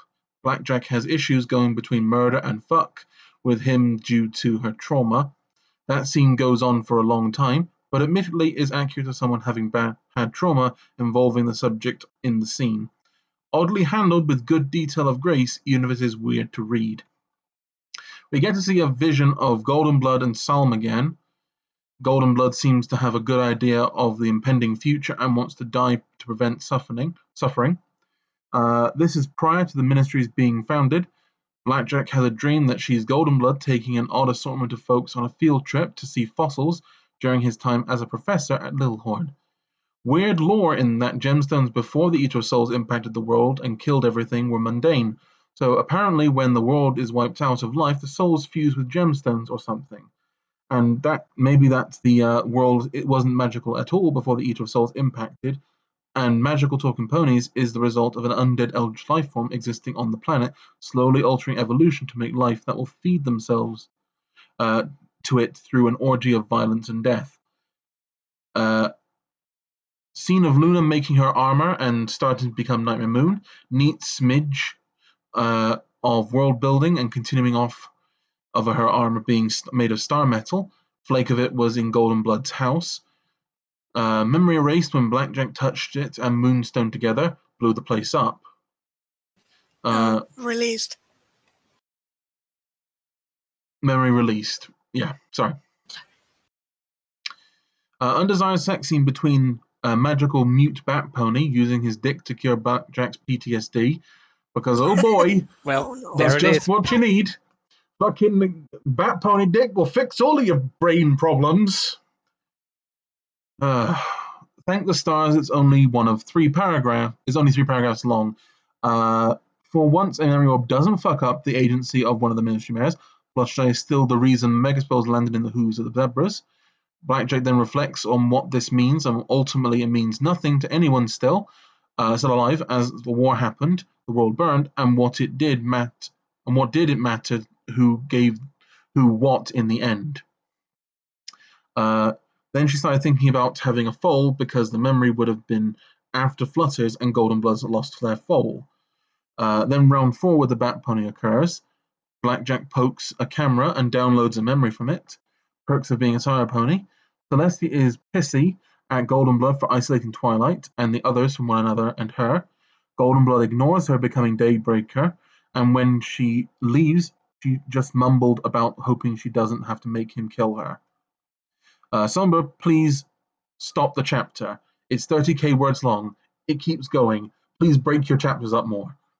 That's a big problem with this whole thing, but let's move on. Another camera-based memory of Golden Blood mourning the death of his daughter, Psycho-Shy. Trottingheimer shows up to needle him about it. Turns out that GB caused Fluttershy to miscarry by having sex with her. Seriously, Somber, less sex, please. That's okay. I have to. I'm sorry. I have to. Sex doesn't cause miscarriage. Miscarriages. Unless you're punching her in the stomach. Unless you've got a penis that's like a meter long. No, it's far worse. He shouted Luna's name while sleep fucking her. Yes, I was about to get onto that before you interjected. What the fuck? You just made the matters worse. You are actually the person that caused it to miscarry. She miscarried out of hatred of you, Golden Blood. Yes. Which And is the worst some part is amazing. Sorry. that, Which is some amazing female power. Yes, like let me just this Yeah. out what- of God. my uterus, out of sheer anger. Like if only that happened. Like Yeah. imagine how much easier it would be for all the poor, well, in this case mayors, but women who get pregnant out of rape. Just out. That I'm gonna lie. That was actually a real fucking talking point some asshole made. That I'm not going to go into detail about that, but someone made the talking point that in the case of an unwanted pregnancy, a woman can just shut that stuff down. His words, not mine. Yes. That's a direct quote, by the way. And it was like, do you understand how female bodies work? No. Apparently no, and neither does Samba. Yeah, also remember, she quote-unquote miscarried. Psycho-Shy exists. Yeah. Yeah. So it was the miscarriage was even real. Like the miscarriage was a cover story. Well, yes. Which that actually is talked about in a prior chapter. Not Golden Blood, True Blood was their attending doctor for the birth because it was premature. Kid was dead at birth. He was able to save her like an hour later actually not an hour later, like 10 minutes after Golden Blood walked out of the room and decided to not tell him because he needed an ace up his sleeve for dealing with Golden Blood later. That never came to fruition because Golden Blood and the rest of the world fucking died. Anyway, carrying on. Sorry, you wanted to say something? Way to make the reader feel bad for this absolute awful character, Psycho-Shy. I mean, to be fair, like Psycho-Shy of all people, we haven't actually seen her do anything all that bad. So it's not like she's irredeemable. The Psycho-Shy throughout the entire story is just shown to be a bitch. She's not an evil. insufferable cow. Yeah, she never causes any atrocities. She's just mean. Yeah, she's just mean and selfish. Like that's not a crime. That's not even monstrous. It's just an asshole. Yeah, which can be actually grown out of through character development, etc. But moving on. Yes. Please one thing. end. Oh. Carry on, Nexus. Oh wait, we didn't finish the summary of the chapter. Yes, I'd like to finish No. that, please. Yes, go on. Chapter. Nexus, please end! Chapter, please end before more sex. Actual name of Goldenblood's daughter is Whisper, so Psyche is no more, referring to her by her legal name now, Whisper. Chapter finally ends after humanizing, or whatever the term you'd use for ponies, Goldenblood. Blackjack and Bat Pony leave to see Steel Rain alive and well, of course, because that guy cannot fucking die. And Blackjack's levels were reset when she was resurrected. She's getting a ton of perks thanks to this. Also, she got Black Widow, because why not? Black Widow Of as in. course. Black Widow the perk. Yes. Yeah, with all So With they all- don't damage to. Stallions, extra damage. Yeah, more damage to stallions and and the implication that you can seduce them. yes. Mm-hmm. The away screaming. the note of having more dialogue options with males, but I'm honestly going to say this perk and level up system is somewhat break. It was good in the original, but then everybody started copying it, and it's not that well executed to begin with. Honestly, I think that's one of the greatest sins of this fandom when it comes to writing their fan fiction is just far too much copying without any reason to copy. Yes. If you're doing it, if you have the system in place and you're using it to poke fun at what's going on and you use it as another authorial tool to partially tell a story of what's going on, it works. When it's just a thing that's there because it's expected, you're failing as an author. So I think I found another 40k reference in here. Then Your mind is just magically attuned to finding those. Yes, because I know both and the lore is squidging out of my ears. You're not the only one. I So- try to ignore the references just for the sake of like, oh yeah, it's just that. Okay. So it's the gemstones. Like, I didn't notice this until really it was put in writing in front of me in much the mundane way, is that the Eater of Souls literally made all the gemstones on the planet soul stones. Yes. So here's the thing I wanted to mention earlier, but I got a bit confused because there was all the discussion of Golden Blood, and I read ahead in the summary, and then I realized not everyone finished it. So this whole Eater of Souls thing, maybe this is a personal thing, but I really fucking hate it when a writer creates a villain and just inserts it in the setting in such an integral way. It just twists everything, the history of it, and everything in it around this one villain. It's an irritating thing, but it's a big thing in Project Horizons that everything bends around it.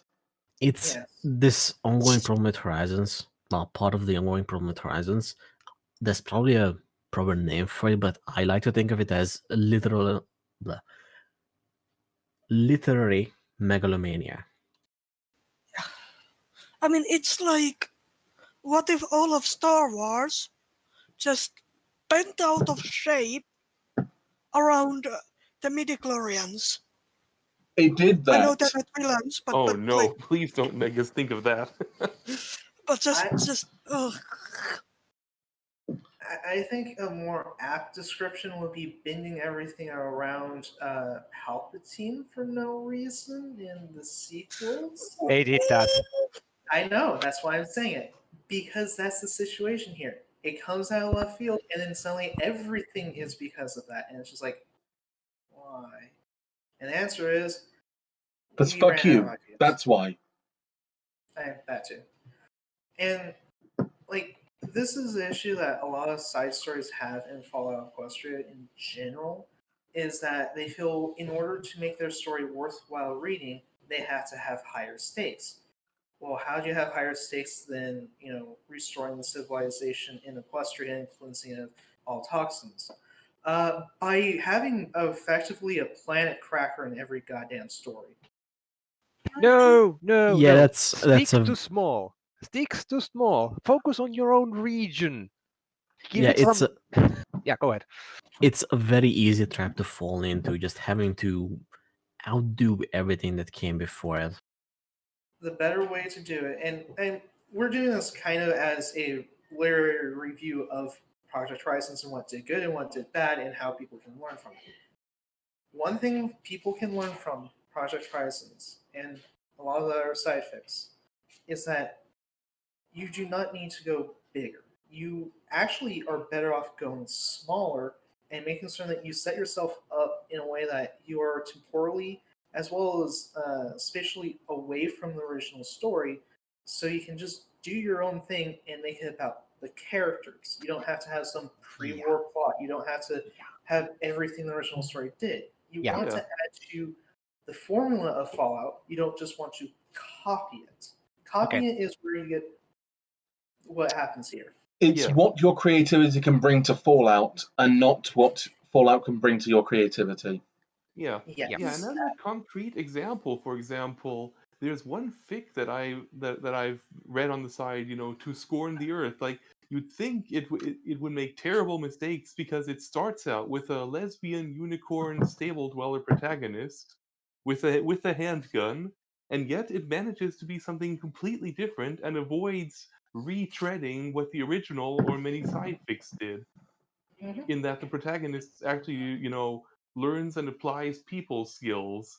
And it's about friendship, not about having a better magical MacGuffin or big gun or something. So you can find a niche to write in without having to retread in a more grandiose style. Yeah, and I will say, as somewhat of a world builder, I will say this: stay small. It's more easier to keep track of. Yes. It will be more fleshed out, and you don't need to reference everything in the world in your own fiction. You can just drop things in when necessary. The Hold on, keyword guys. when necessary. Yeah, keep the world building Yes. small to a minimum. You just build the bits that you need to build, not rebuild the world in your Yeah. image. Yeah, and basically you can focus on a regional trouble or a city trouble, and your story will be fine with that. Your story will be fine because it still will have the same structure of the story. Basically, there is duration of tension and such. You don't have to go full on world-saving adventure. Yeah. Also, in terms of I was about to say NPCs, but like characters overall, quality definitely beats quantity. Oh yes, which is actually a thing I would say about Project Horizons here is we get a lot of characters thrown at us like it's like Yes. we get a lot of characters thrown at us like it's a George R.R. Martin novel, and frankly, George R.R. Martin does it better. Yes. So you still need a freaking lexicon to keep track of everything, but everyone is playing part in the larger narrative. Here, it's just everything rolls around blackjack. So Yes. A large cast works when you are doing a third-person limited or omniscient story. Doing a large cast in a first-person story is frankly exhausting. It is a situation of, while it's great to fill out your world with all these people, you can just not give them a name and just have them referred to by some trait that they have, which the story does for Raiders, which is hilarious. Because you don't the main character doesn't have a name for them, and if it's never given, we don't need to know what it is. Oh, Like, we speaking don't of need to know. speaking of the Raiders, a very small aside that I'd like to talk about. There's another 40k reference in the Raiders. Of course there is. Of course there is. Maybe. Mostly the name of one of the gangs, the Burner Boys. Oh yeah, it's just straight up the name for an orc unit that uses flamethrowers. I was about to ask, is that an orc band? No, it's actually it's more specific, that reference. It's from Dawn of War, Winter Assault, it was one of the orc tribes that Gorguts, the main orc protagonist, I would suppose, in that campaign, unites under his banner. But point being, it's a reference. Okay. Though I do like that one burner boy that we meet when we meet the her face? Sorry, the Bluebell, the fucking Highlander. Oh, yes. Hmm. I believe his name is either Burner. Yeah, it's Burner. Creative name, now, right? Creative name, yeah. Yeah. Can we move on? Yeah, let's move on. All right, 45. Blackjack internally monologues about Steel Rain for being a small pony and a smart pony and tactical. No, he's not. Cue tactical choices on Blackjack's part, taking down lights and pondering a plan on the fly, and she opts to summon the dealer for assistance as the Rangers open fire. The dealer mentions an EMP vulnerability on power armor and gives Blackjack a good direction where to trigger a pulse, how to trigger it with Bat Pony Stygius' scream, and pleads Blackjack to maintain the house intact. Blackjack finds the spot, lets Stygius handle the actual triggering while perusing through her armory to load proper ammo and choose proper weapons. Once prepared, the Rangers enter and rifle grenades are launched across the house. Cue Blackjack dodging and weaving through covers after the initial barrage. Steel Rain and Blackjack have a dialogue. Blackjack is stalling for time. Steel Rain obliges with monologues about the Harbingers and gives Blackjack a deal for ECA level 1 for her life. Flamer Guy crashes the party and begins a long-winded combat scene of dodging and futile attempts against power armor, flames, grenades, and minigun fire. A showcase of Steel Rain having no concept of friendly fire or blue-on-blue fire as he barrages a room with his comrade. Blackjack, as a result, gets crushed by armor and wall. Stygius enters right with a healing potion. Being cornered, Blackjack locates a little button near her and pushes it, landing her and the Bat Pony in the basement for a spell. Basement is filled with plans of Golden Blood. Terminal in the basement activates, showing OIA logo and text about various statutes. Statuses. Brain, what are you doing? Including EC1101 and Project Horizons, with potential to activate the latter. Blackjack is reasonable once and does not activate it in recklessness. Various questions of numerous statuses ensue. Cue uplifting words by Spike through terminal. How? Steel Rangers figure out that their ordnance can blast a meager set of doors. And Blackjack now hides amidst the chalkboards with help from some EFS mangling magic. Steel Rain once more shows a lack of subtlety in close quarters as Spike sets up a trap for them and 8 turrets spring to life once he's in there. Blackjack takes the sensible option and dashes. Cue another case of dodging and weaving minigun fire, missiles, and crumbling balconies, and utilizing Steel Ranger armament against themselves. The Kunai, Rampage, and Psycho Shy enter stage left. Shield be damned. Psycho Shy Whisper has a swooning moment mid-battle with Stygius. What the fuck, not? Battle culminates not in Steel Rain leveling the field, but EMP Pulse finally triggering. Sneaky dream shift to a pre-war setting right before the bombs dropped. More Christian allegory as the dream sequence follows an assassin with a task to kill Pinkie Pie and then other military mayors. After successfully killing Pinkie Pie right before the bombs drop, she heads to Huffington. Blackjack wakes up in Bronco dealership. Blackjack figures the dream was of Psalm. Rampage explains how they got to the area in the first place. Rampage's memory of the location and a 5-minute Brad bath for the Alicorn TP all in. Status update on Glory, P21, Scotch, and Boo. Shamming on about Blackjack about Bat Pony and cheating on Glory. Blackjack broadcasts an apologetic message to Glory, P21, Scotch, and Boo. Rampage swears she'll end Blackjack if she even accidentally kills another kid. Blackjack takes a moment to chat with Twist within Rampage about Psalm, and some info on Shattered Hoof. Blackjack finds that they're close to her next EC-11 load destination, High Tower, prison complex which took a direct hit from a missile, but warhead didn't properly detonate. Radiation and Innovation Central, in actuality. Rampage informs teleporting is out of the question. You'd get in a cell no matter what. Rampage goes full murder felon happy on Psycho-Shy. Treatment is a lead shot to the ear by Blackjack. This exchange leaves... You said you were going to use Whisper from now on, but Psycho-Shy startled. Blackjack reveals Psycho-Shy her true name, Whisper. Interpersonal drama and discussion in front of prison and Red Hell ensues. The normal way seems to be impossible to cross, so Psycho-Shy suggests going in to meet Locker. Blackjack begrudgingly agrees. Blackjack gets a greeting aimed guns in the direction, and less than welcoming greeting from Willow, the guard mare. Sounds like Museum of History in Capital Wasteland, but in a hospital, with some direct lines taken and character names to boot. Once inside, more debate about Blackjack not being the perfect pony and perusing some armor options. Blackjack queries for potential ways into High Tower and reasons behind the resident's choices. Ends up getting a makeover by ghouls, and the Q-Knight gets the lace treatment.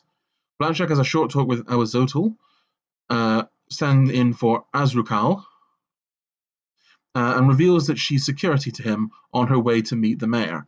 Mayor leads her to Nurse Graves while babbling about history of the place and his own history.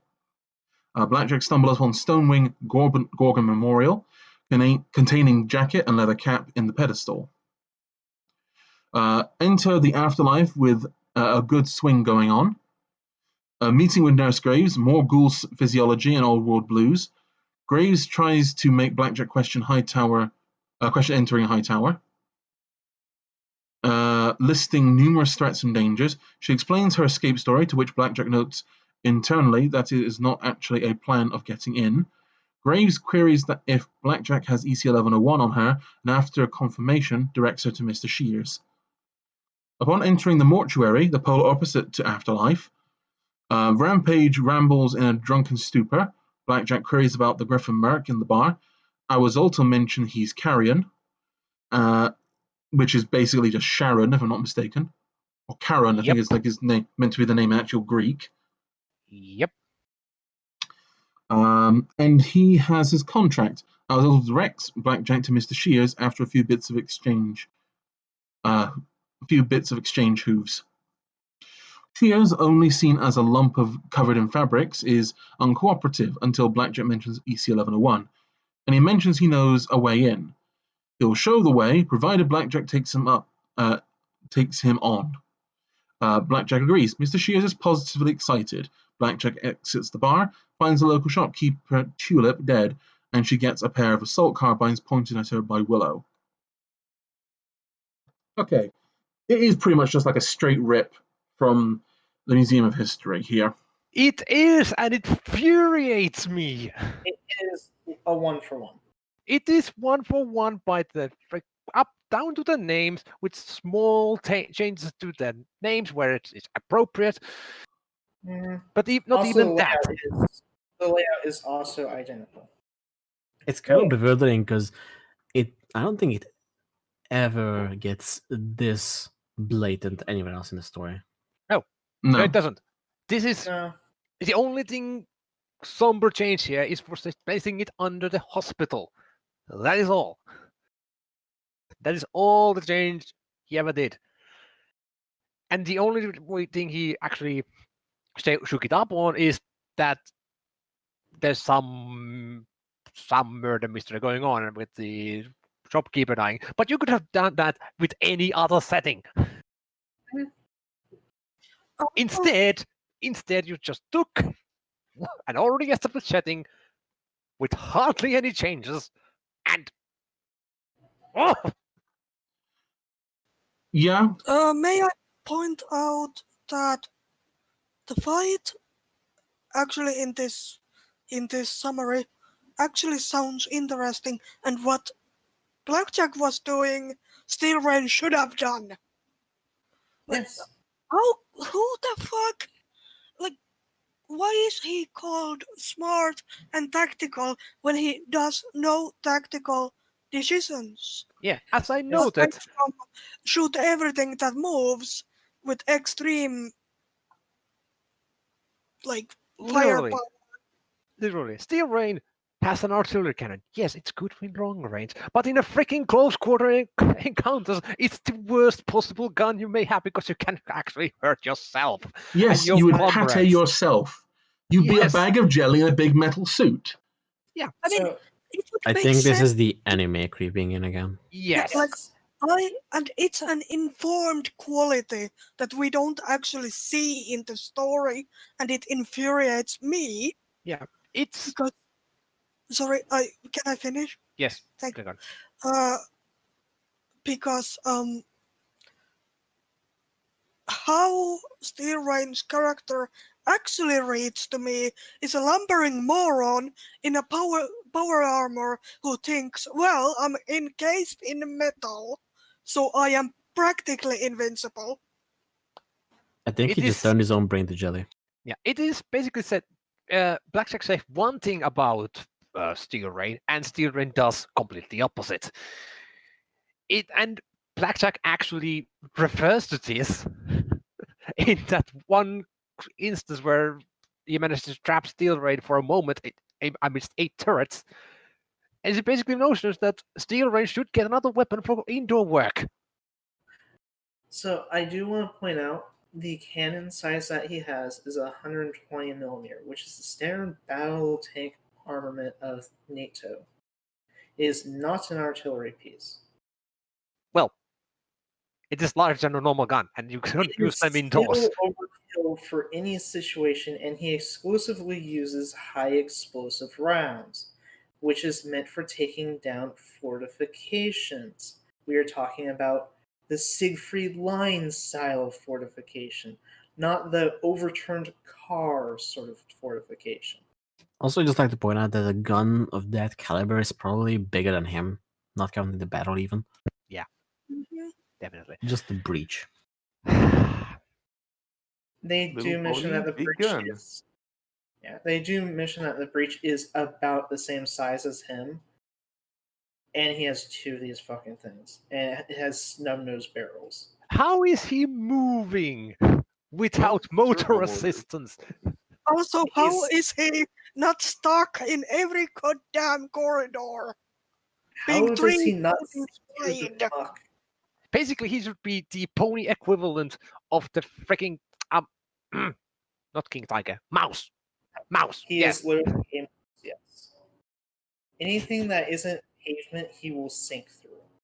And in fact, the best part is that engagement took place in an area that is explicitly stated to be sucking mud that is as to the point of bad that even just a regular pony without anything on them will get stuck in it for good. And here And we yet, have Steel Rangers, their entire ensemble of arms and armament, just trot on in without any issue. Yeah, And like he doesn't even have. this is the fucking like this isn't even just the anime creeping in. This is well, I kind of like this character and I don't want it to die. It's a basic failure of logic. yes. Yeah, it's a situation of I want this scene to happen, therefore it will happen on connective tissue later, or just completely not think about the connective tissue. I mean, As if much the- as I grudge his name, it's the exact sort of writing style that the creator of Heavy Rain does. All of his stories have, of course. I want this. Okay, David how Cage. do we get? Yeah, David Cage. How do we get to it? I don't know.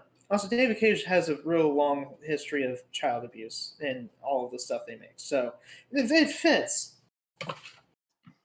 Oh god, this was run right around when Heavy Rain was kind of a hot thing. Oh no.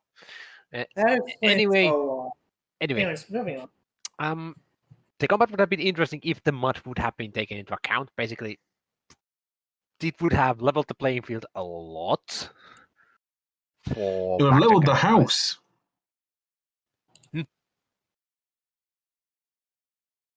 Yeah, fair enough. But outside, the combat continued outside where it would happen actually level. But still, How would they ever get in there in the first place? Mm, He should be standing there, stuck in the fucking mud with fucking steroid up to his fucking neck in the damn stuff because he would sink like a fucking rock. A I would, boulder, actually. I would honestly, with this chapter, I would definitely do something with the combat. I mean, mm, it doesn't make sense. It's just not at all in any way, shape, or form. The only thing that makes sense to me is the moment where they actually talk about Hightower and thinking how to get in. And frankly, Meat Locker, that is the place where they go at the end of the chapter. Somber, you could have created something interesting. Why create something interesting when you can just do something borrowed that hasn't been done before? Oh wait, it has been done before. Mm. I mean, Mhm. okay, If you're the going concept, to take, you could have taken the concept, run away with it through some little tweaks here and there and there and there. Nobody would have probably noticed, or it would have been written off as another reference. I mean, I would have probably written it down it as another reference. But directly copying it made me furious because yes, this is I started to immediately notice it by the exchange they had with Willow because he kept referring to tourists, and then I had epiphany that wait a minute, and then I went to I had the epiphany because I had recently played Fallout 3, so it was in my fresh memory. Fuck. so. To Walk's point, the best thing you can do if you want to make a reference to something is take the concept of it, play around with it, have something familiar with it, like a familiar flavor, but make a new dish. Yes, I'm using a lot of food terms, but my brain's Yeah. just wired that way. It- It's the idea of I want to make something akin to this. You don't make it again. You want to have the same sort of idea about and then play around with it and come up with something that is different and fits into the story instead of just being like copy paste. yes, copy pasting is lazy. Honestly, it will be found out as mentioned here. But having your A own good spin ref- on it, it invokes the same feeling, but it goes, it's or- yeah, I do have to insist that we do try and get through these chapters a bit more promptly. Yeah, Yeah. we're getting a bit bogged down on this one. yeah. yes, yeah. Anyway, I don't think I've got anything else I want to add on this. No. So let's move on to the next chapter. Chapter 46. Blackjack tries to explain she didn't kill Tulip, to which Willow replies she believes her after taking a thorough look at the scene and explaining her thought process on examinations. Where did they get exterminations from? I think this whole story is getting to my brain. Mhm. Rationalization, morals, and the backstory of Willow follows, including notes that she worked with Officer Softheart on the Angel of Death investigations. Blackjack puts on the new armor made by the late Tulip. Blackjack hears commotion from the front entrance. Xanth was prowling by, faints when noticing Blackjack. You didn't mention Xanth back at the fucking death internment camp. Because at that point she didn't really have any consequence, and she just kind of shows up again here. And later on again, I think. Yeah, she does. She's part of this arc for dealing with Hightower, and then comes back in the finale. I will have comments on this in a moment. And, Boing. like, Boing, a Crusader filly beaten by Blackjack earlier, is actually alive and absolutely horrified by Blackjack, probably justifiably so.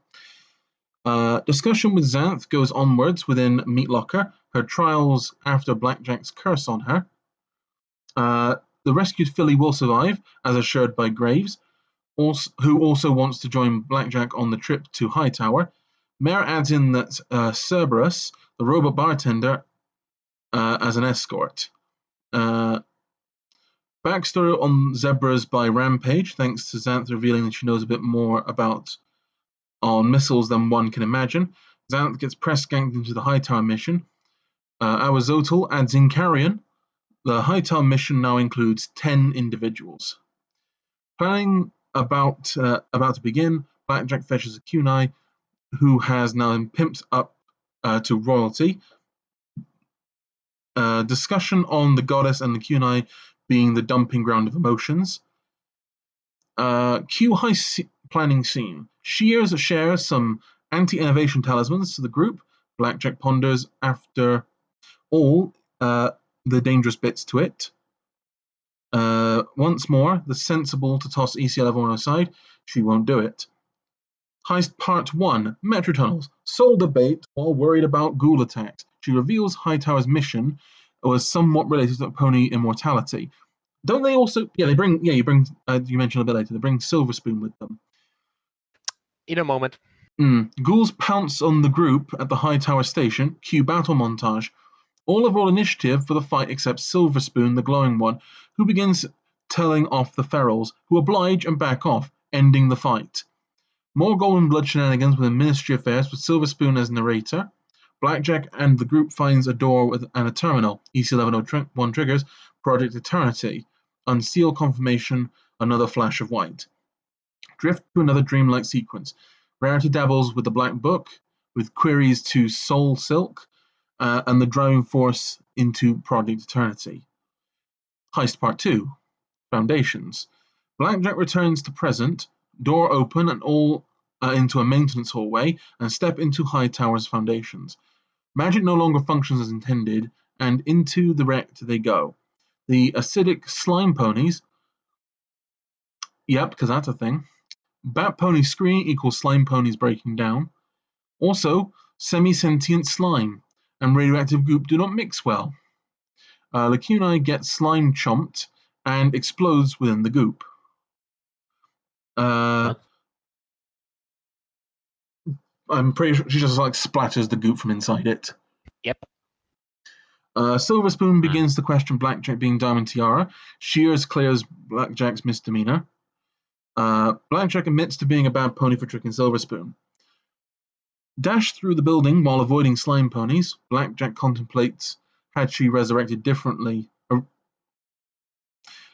after the boat scene. Shears directs them towards locked away soul jar experiments. Room is filled with various items.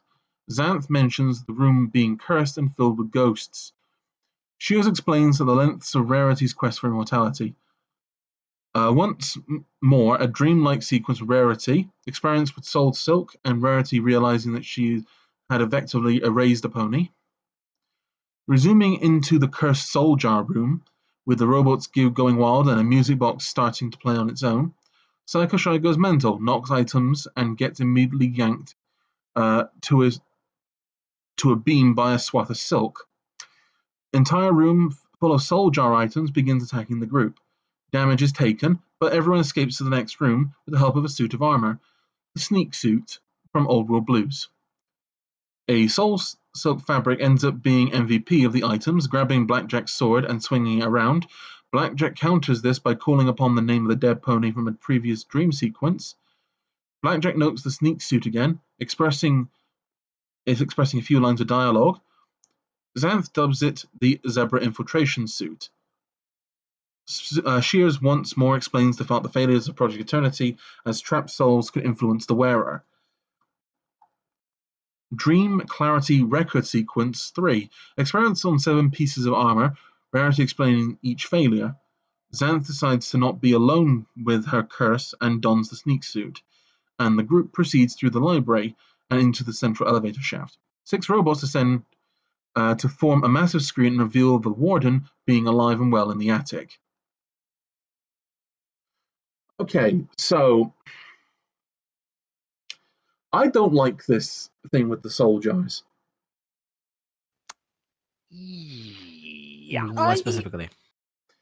So I don't have a problem with the soul jars existing, but it's never really suggested that soul jars really have the ability to manipulate the items that they're part of. Basically, yeah. not to act like possessed items. Yeah. Mhm. They do not animate items. Because if that was the case, then the Black Book would have been fucking flying around however the fuck it pleased. Yeah, pretty much. Like, why would the Black Bird even give a shit about being somewhere? Like, you could literally just fucking fly. Not to Like- mention that all the statues would be running around like miniature versions of the main 6.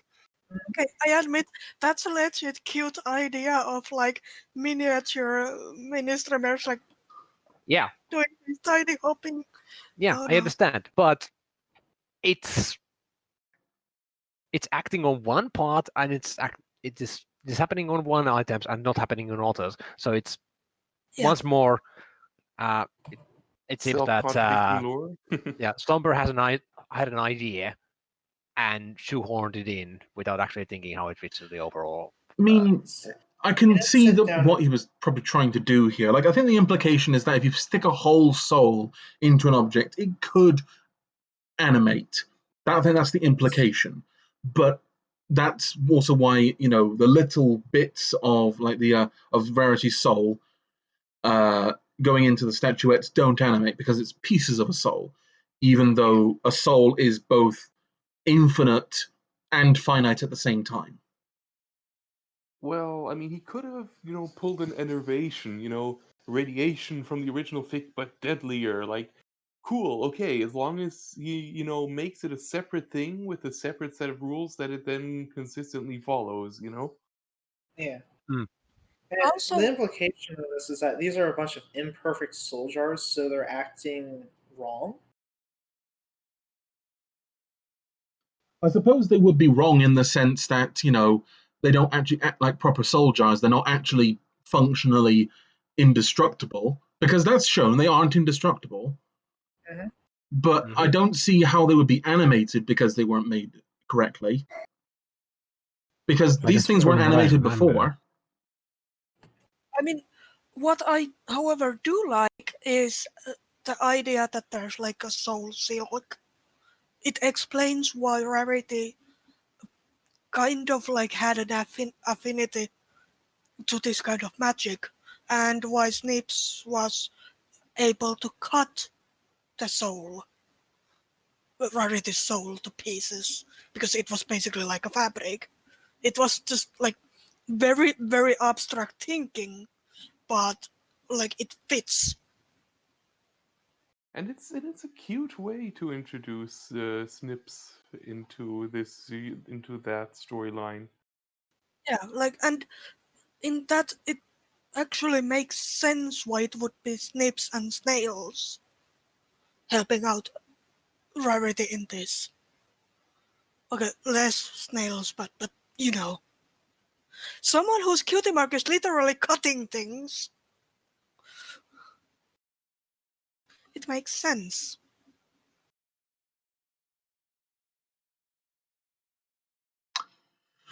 Well, anyone else have anything they want to add about this whole thing? More old Woe Blues references. Mm. Ugh. And specifically 6 robots forming a screen. Also, Point. Forming a screen as well. Oh, Also, does Zant ever get any role other than just, later on telling Blackjack about Yeah, she what gets more certain people stuff think of her? about. She gets more stuff about her, but that's not really all that relevant right now. Because she isn't Right. really all that relevant in the here Yeah. and now. And now. Yep. Problem I have here is this is literally following a group of 10 to 11 individuals. And, well, we're only getting bits and pieces from like 5 in good amount. It's A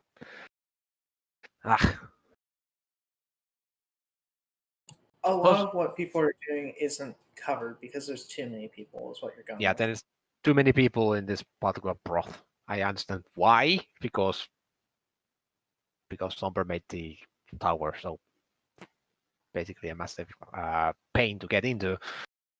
Not to mention, why is there a massive prison tower? And I mean, prison tower in the middle of a town doesn't make It's on the sense. edge. Well, still. It's nearby. And I can see, the sprawl of the city rapidly getting out there, but at the same time, reasonably, you would just you construct and move the prisoners. Yeah, why you Anyway. build a tower? Anyway, yeah, but that's going into too many details. Let's go Anyway, on. let us move on, because we do need to try and get this done promptly, as I mentioned. Yes. Chapter 47. Silver Spoon pulls a card trick, and uses ghoul memories against the warden to get him to not actively and overtly attempt to kill them. Not that it matters too much. A look into how Luna's rule was different from Celestia's occur. Luna basically was approachable, cold and isolated from most questions. So unapproachable is what you probably meant here. Nobody felt like they could just trot up to her, if they could even get that close, and tell her something that wasn't world-endingly important. This chapter actually covers a lot about Luna and giving her a fair bit of agency instead of Golden Blood. But also making certain to state that while she did uncountable things behind the scenes, she kept what she did, as stated, behind the scenes. It was easy to make it look like someone else was doing something while she sat in some guarded room in Canterlot. This is, frankly, a good way of depicting the dichotomy between Luna and Celestia as rulers. Luna preferred to operate in a way that others would take credit for or heat for her actions, while knowing full well it was her own actions affecting the world. A smart way to lead when facing an enemy who loves to do assassinations. 2 seconds, everyone.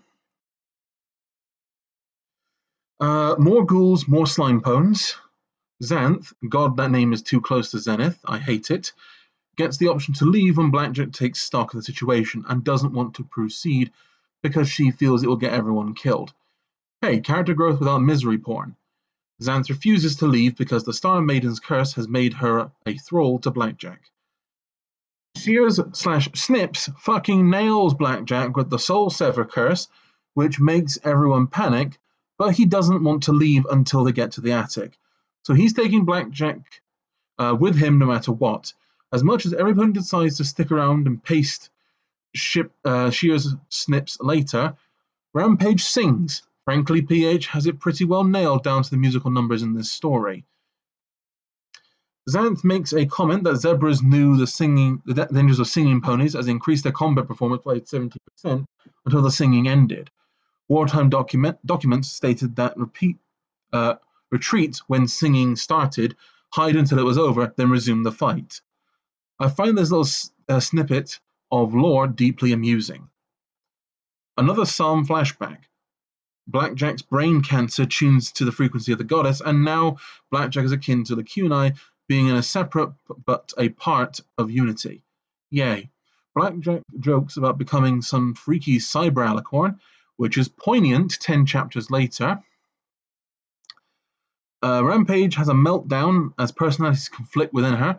Finally, after many chapters, the pink thing in Rampage is discussed again. The Phoenix Talisman. The most powerful and potent version of regeneration talismans that ever existed. Turns out stuffing them into a person, then the next, is really bad as it carries their soul forward. Only took 27 chapters to resolve this plot point of what the fuck is in Rampage's chest, from Blackjack destroying her at Chapel. Rampage has a breakdown due to the possibility of her being the Gestalt personality of a swarm of souls within her, powering the Phoenix Talisman. Pretty reasonable to worry that your mind is nothing but the collection of other minds within you. To not have a true self is most disturbing. Balefire missile that is laying in Hightower was not out of fuel, so it was an ICBM used as an MRBM, rather wasteful, and said fuel is now torching the bottom of the prison and acting as a lit fuse for the Balefire bomb within. Clock is ticking, Blackjack. I think I quite liked this chapter. It was quite interesting. I have no real qualms as far as I remember with it. It is interesting, a little long-winded, but every segment of it was good. So it's like, okay, give me more. I very much enjoyed this chapter. It was, I think it had the right level of stakes for all things considered. Would have probably condensed it a little, but Perhaps. But that's just a And running maybe trend with made this it whole its own story. story or something. But yeah, it was actually kind of nice having that tension. It was. I think this was a good chapter. I will give this chapter praise. I enjoyed it. It's a good chapter. And the only problems were literally because Xanth is just fucking got a really shitty name. Yes. Because it's Xanth and Zenith, and it's like, wait, is it the same person? Oh, God. Oh, she appears in this story too, but let's get on to that when that happens. We'll get to that. Yeah, and also another notion that Rampage's plot point is once more talked about after 27 chapters, which is yay. Yeah. I mean, it's good. We're getting closer to the chapter I really want to talk about. Oh boy. Blackjack. Sorry, let's move on to the next chapter. So, chapter 48, Inferno. Blackjack gives efficient orders to everyone after asking what relevant questions she has to about the nuclear time bomb she has on her hooves. She spares but a moment for the continued pain of having her soul sheared from her. Frankly, it sounds a lot like when I have heartburn. I do feel sorry for her on that front. Blackjack tries to play off the entire story of PH as her luck instead of fated writing of Somber. I don't blame her.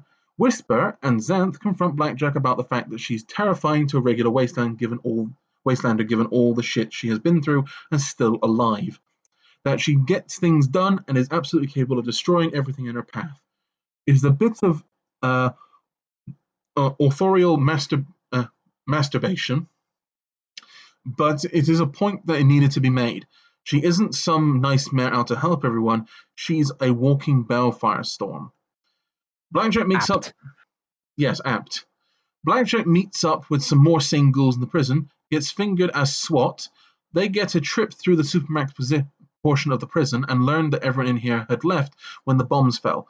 Oops, I guess folks do escape from High Tower when Ministry of Morale wants them to. Anyways, that's a ticket to see the warden. Snips dies, having done a little to make up for fucking up Blackjack's soul, as well as, his entire wartime work of fucking people up by yeeting their souls so snails could fuse them with various items. Lovely bunch. More Deus Ex flashbacks. At least it isn't memory orb abuse. We see Project Eternity, named for Rarity's shit with the Black Book. Somber has gotten better with leaving the Ministry Mares with agency. FS, Fluttershy, and Rarity have an argument over the Phoenix talisman that is now on Rampage. Rarity is heartbroken her friend is refusing eternal life at the cost of the life of another. Rarity cries to the Black Book how it failed to give her what she wanted. When we see the room where the statuettes were made, Megaspell Chamber, to put it bluntly. We see another Rarity memory of Octavia having her soul cut into pieces and put into her instrument. The process is rough. Octavia looks diminished from it. If soul is infinite, may you divide it infinitely? The answer seems to be yes and no. Boss fight with the Warden. He's a giant glowing ghoul fused to all kinds of weapons. Basically, I remember this being vaguely familiar. This is something. Are we reading an after-action report from a pen and paper game? Then someone with OIA access contacts the Warden, and while he has Blackjack pinned, he refuses to let her and the others go, fires one of the core defense lasers through the entire jail from the core itself and vaporizes him. I've heard of writing yourself into a corner, but damn. The remaining crew gets out of High Tower with a fresh batch of pre-war ghouls in time for the place to detonate in balefire. Oh, and Blackjack dies again because the soul curse on her wasn't stopped. That's 4 deaths now, I think. Okay. Yay. Most of the Another for the problematic snuff train. most of the problematic stuff actually is in that last paragraph that was written. Yeah, basically, Somber apparently write himself into a corner and decide, what can I... Oh, here! It does feel that way. Yeah, those anti-dragon lasers are fucking crazy, don't you think? Mm-hmm. Yeah, so it's anti-dragon lasers, which are the exact type of lasers that are also mounted on raptors. Hmm. And it took Raptors how many shots to bring down Canterlot or Friendship City? I mean, to be Yeah. fair, And this is a singular strike just boiling through some metal. yeah, and a person, which I don't think is unreasonable. But given the fact that, it is Canterlot, there are presumably like ancient magical wards to make sure it's stable on those little tiny fucking legs it's got. It doesn't explain Right. Friendship City though, so. Yeah. I mean, as far as I remember, they don't fire the anti-dragon lasers all that much at Friendship City. They just take out the guns with them. They fire their main battery at it to topple the statue. So yes, they destroyed the Statue of Liberty. The fucking maniacs, they destroyed it all. I think that was something we should have brought up in last year's Hearthswarming special, but oh well. I wasn't there, unfortunately. Yeah. Ah. I don't remember. I do remember that. I think that the whole thing with the other sane ghouls in there goes kind of. No, it doesn't. There were some other like sane ghouls that were locked in the kitchen, and things go poorly for them, right? No, they were locked in the attic with the guards, and there were some sane ones in their cells, but the cells, due to the heat, had fused closed, so they had a hard time getting any out. But they did their best to get as many sane ghouls out of there. No, I remember like there was a fight in where some slime ponies then eventually came out like the sinks in the kitchen. So in the kitchen, it was fights against robots, and then the slime ponies came out. I'm pretty sure like there were some guards behind a barricade. No, there was a barricade that had been there, but there were no guards. Moving If there were any on. guards, I think we're moving on. We're getting caught up in semantics. Yeah, I was about to say.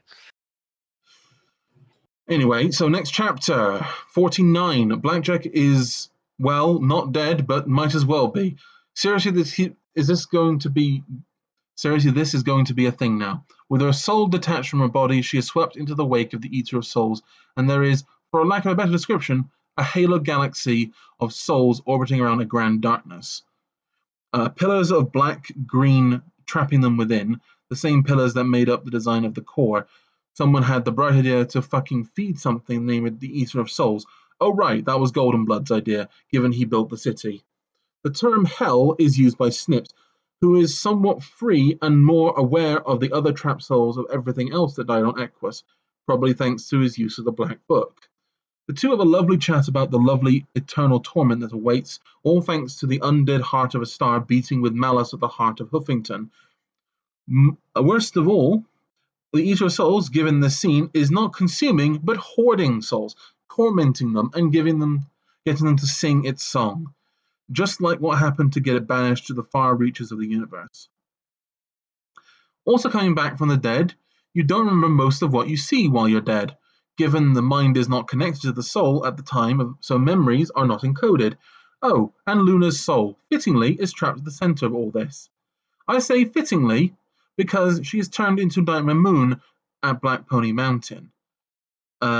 She has had a deep connection to Huffington. With her death, her soul, spawned like Celestia's from the star consumed by the Eater of Souls, was drawn back to the Eater to be tormented for all time. Also, never mind, let's move on. Snails reconnects Blackjack's soul to her body. Yay, time for more wacky adventures. By the way, soul magic fucking hurts and messes you up at a profoundly deep level. Don't do soul magic, kids. Also, the goddess is a fucking abusive cunt. But we'll get to her later. Trust me. The ghouls are written out of the story after Blackjack gets her another nice kiss from Carrion. The ghoul griffin. Suffice to say, the taste of ghoul did not leave her mouth for a while. I am so glad things are less graphic as of late. Random memory from Psalm about visiting Canterlot, and Lionheart shows up because why not? Actually, it does serve a point. It talks about Dawn Bay, an area captured by the Zebras and turned into a megaspell complex during the war on Equestrian soil. Yeah, I know, ground war in Equestria while the boys in armor stomped across the Zebra homelands. Also, introduction to the legate by name, Fortis. Certainly he's dead by now. It has been 200 years, and he totally isn't a ghoul. Oh, this memory is while Blackjack is trying to sleep. Thanks, Goddess. As her body is repaired by Rover, the Sand Dog, not Diamond Dog, or Hellhound. Repairs her fucked up cybernetics. She also fails to tell him about the virus program that is snooping on her senses and sending it to someone. Oh, and Cadence is in this version of the FOE event, and apparently staying somewhere that isn't Cantor, so I guess the Crystal Empire. So it's revealed that the attack of Shattered Hoof Ridge against Celestia was one hell of a fuck up on both parts, as Equestria didn't want her captured. Blackjack gets yelled at for getting dicked. Glory can be pretty scary when she wants to be. The spirit shards of the Ministry Mares reflavored out of Rarity's soul, and the Goddess are having a riot at her suffering.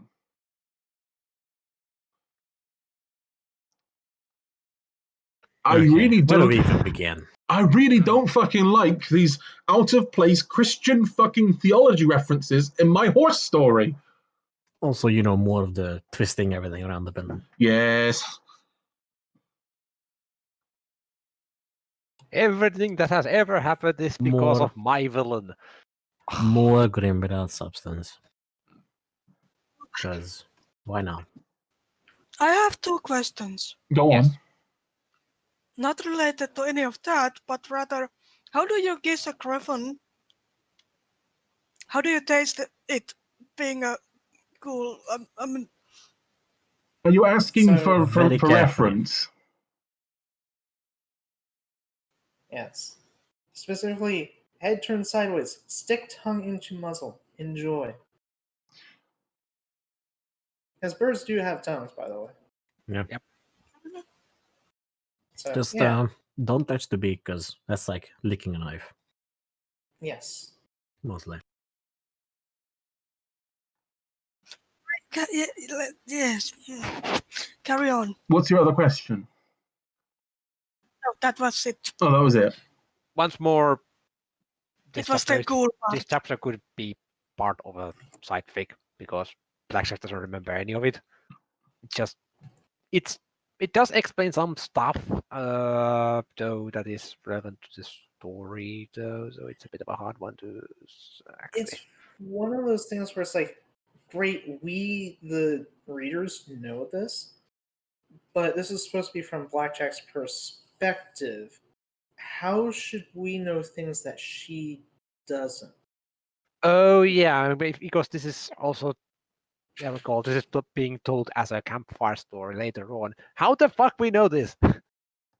Yeah. I mean, to be fair, there's Explain actually later. a reason why she would know this, but it's kind of shaky ground. But yeah, we'll get back to it. Yeah, maybe yeah, but Yes, there's some questionable bits with having this stuff happen. It would have been better to kind of have it laid out later when we actually get to the point where yeah. it's really well. Let's just say out of body experiences and Christian mythology, you can just leave out. Thank you very much. If you have a good reason for the out of body experience, just make it consistent. You know what? I think that it's kind of insulting to people who are actually Christians that all this Christian theology is being kind of shoehorned and crowbarred into your horse fic. It's added in there without a thought how it actually works in the general simulator, because it's basically the two allegories are basically looked on as gods that move the sun and moon. So you already have a different way in the mythology than Christian theology. So it immediately changes things. So when you add in a clerical priesthood and hymns and psalms and prayers, you have to think about those. Yeah, And how it it's reflects them. is again a issue of I want this, not how does this work in the universe. It is just I want this to be here so that way I have some things to pull off of that I know, instead of sitting down and taking a minute to world build to figure out how would this actually be. Also, was Tartarus mentioned at this point? No, Yes. Tartarus was not mentioned as a place that you go in any great detail. Like I was Except mentioned for very the- briefly that one time where we saw Cerberus in the originals in like the source material of MLP. And remember, this was being written probably starting around the beginning of season 2 onward. Okay, yeah. So Tartarus has already been name dropped. It gets name dropped later, but Hell is like just basically the shorthand for it, I guess. The thing is that you don't like. I can get more idea of that Tartarus as a place because it has like this. This is a whole universe that has Greek mythology, or at least the animals and creatures from Greek mythology in it. So it does stand to some reason that the places of Greek mythology would exist to some extent.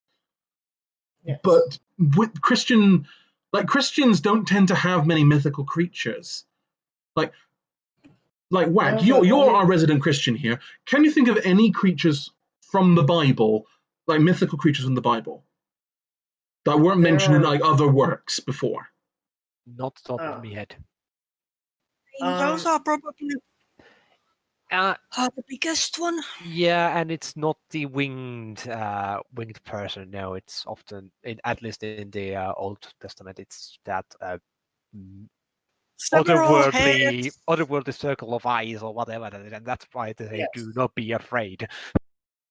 Like, well, there's a flaming thing with Exactly. wings yeah, telling me, do not shit yourself.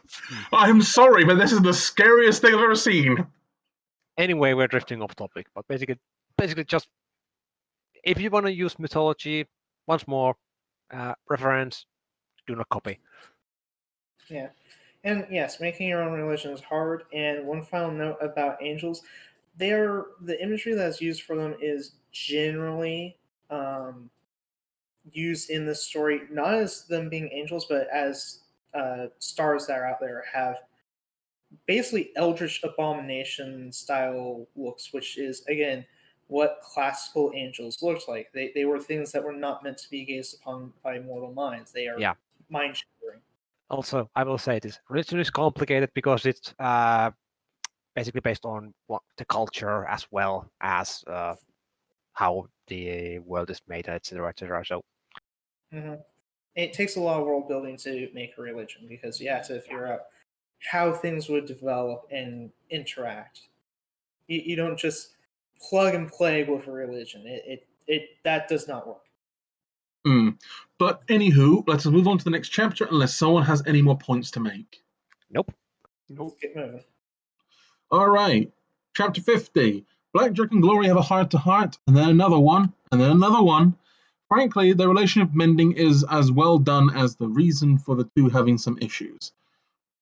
Both have been dealing with life-altering shit going on and needing to lean on each other, but when both are hurting, it is hard to use one another as a stable shoulder to lean on. Beyond this, Glory had a massive fundamental misunderstanding of how fucked up Stable 99 was with regards to relationships. Also, Blackjack, for some reason, turned on her broadcaster while fucking magical backcock, so the whole region heard her. I've heard of being loud, but this is taking it to a new level. Why? Yes. Okay. That sounds like some sort of soap opera bullshit, really. Yes, it is. Yeah, because it's not explained earlier, Yes. and now it's being dropped. So Yes. it's just added in for additional drama. Yes. Moving on. Blackjack serenades Glory with Octavia, as in her contrabass that has her soul in it, and they have more heart-to-heart. Glory drops a line about how much cash is waiting to be taken by being a therapist in the Wasteland. Oh, hi, Project Horizon, speak. Anyways, the two are both deeply fucked up from their time in the Wasteland and slowly resolving their issues with one another. Blackjack decides to stick around in chapel and wait on her friends to be better before continuing the suicidal journey for EC-1101, and yeah. Side plot of pre-war ponies having foals and foreshadowing about magical surrogacy comes up again. Cadence has been having a number of foals, so I guess Flurry is now canonical. Blackjack, for the first time in a while, uses a memory orb, and it's of Marigold and Rainbow Dash? Yeah, Rainbow Dash at the Equestria spaceport. A massive launch facility that was being targeted over cities by the Zebras after Marigold walked on the moon. Coked up, Pinkie Pie is a terrifying thing. Do not mind, and space ordering. Okay. I think someone might have miswrit this bit. Do not take mind and space altering drugs. Yes, do not take mind and space altering drugs. You'll become a cryptid. Blackjack Implying uses she her. wasn't one before. Yes. Blackjack uses her built-in broadcaster to talk with Spike on an encrypted channel. This is smart. Nice to see Watcher. This is post-Arbo, being more like Spike by being a friend to whose shoulder you can lean on, and it's honestly a good addition to him. And it makes sense as it is after Spike has helped Pip a few times and is starting to come out of his shell a little. This also would have been a good point for Blackjack to have visited Spike and seen the gardens. Well, minus that she has the goddess riding shotgun in her brain now. Zecora is brought up, given what we know from the memory orb. She was a triple agent, top player against the Zebras. Top player for the Zebras, second layer, agent of the OIA, third and final layer, agent for the main six. She also died to Applesnack Steelhooves during the war after an attempted break at the Ministry of Wartime Technology. Huffington is far to the east of Equestria, as Philly and Manhattan are explained to be in the west. Okay, this makes me further believe that Huffington is the MLP version of Canada, somewhere in Quebec. It actually makes sense the more we learn. Hell, it could be next to Thunder Bay or be Quebec City or Montreal. The topography is obviously unique, but the analog makes more and more sense. Goddess mindsfuck Blackjack into being her bitch. This sets up something in a bit. Suffice to say, not as cringeworthy as the first crossover with the base story. Spike does make mention about how amusing how every third group of misfits is stumbling over some pre-war machinations and projects. This is a nice reference to how common it is at the time on the community to all be writing about the same time frame as the original story, and all stumbling across pre-war things as plot devices. Spanking happens to prevent an interesting scene from occurring, moving along to more plot-relevant things. Blackjack delves into Rampage's mind to find memories of each soul within her when they died. We get the first legion defecting from the Zebras, led by Legate Honorius, being hunted by cyber Zebras. Looks like the lack of bodies to fight the war made the Zebras turn to making their own a little more than automata. Automata.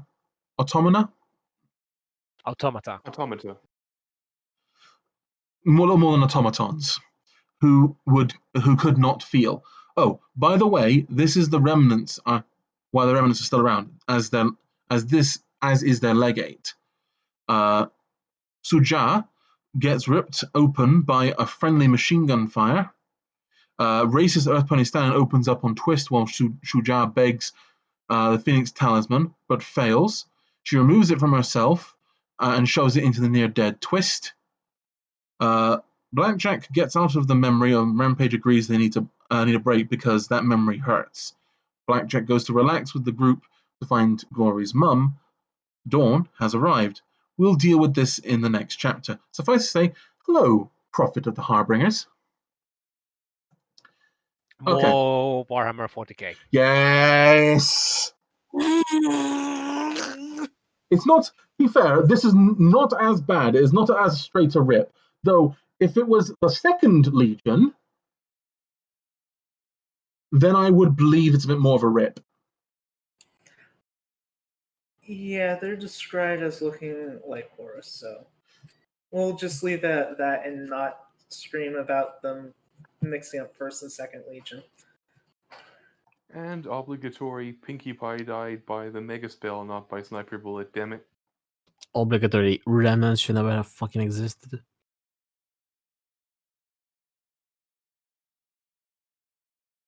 Yeah, the Bingy by assassination was earlier. But yeah, definitely.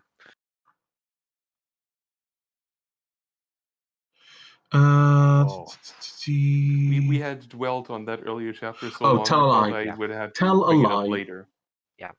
It's me not knowing my fucking references properly. Sorry, it's the 16th, if I understand my Roman numerals correctly. XVI. Does Correct. it matter? 16. No, it's not. 16. It doesn't matter, but still. Honestly, in this case, the as mentioned, goddess having mind tricks with blackjack is a much more believable. Subplot. Yes, Yes. because we didn't get to have much goddess stuff in the original, while goddess still has her own machination going on. So, yeah. Yeah.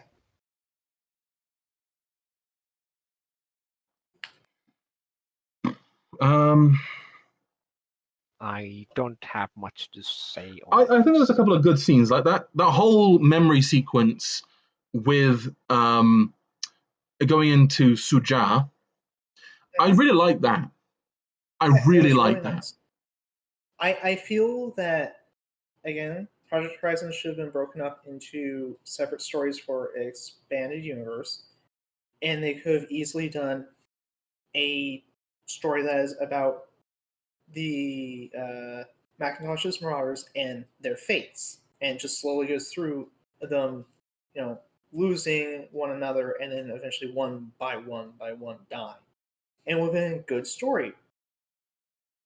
It wouldn't have anything to do with the plot of Project Horizons other than, oh, hey, Palzan is being fucking shoved into Blackjack's brain.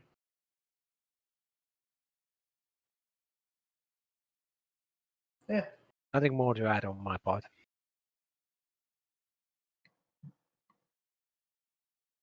Still better than a fucking Mammoth Tank Mark II popping up out of nowhere. Oh well. Screaming a certain thing. Though, to be fair, the description of Deus's tank form is basically a Mammoth Tank Mark I or Mark III. Yeah. Worst part is it commits the mistake of thinking zebra stripes are good camouflage for vehicles. That's stupid, and I think anyone who's got brain can understand that is completely stupid. Yes. Like I mean, zebra we don't stripes. really. Well, ponies are kind of doofy, so That is true, but zebra stripes only work as camouflage within other zebras. Or urban terrain, honestly. For the Urban military, North. it is completely counterproductive. It would have made more sense if it was like like dazzle camo would have made more sense for it. Yeah, if it was a ship, it would make sense because there's The way they nothing describe to it, reference to. yeah, But the way they describe it is that it's dazzle camo, and also remember these tanks have regeneration talismans.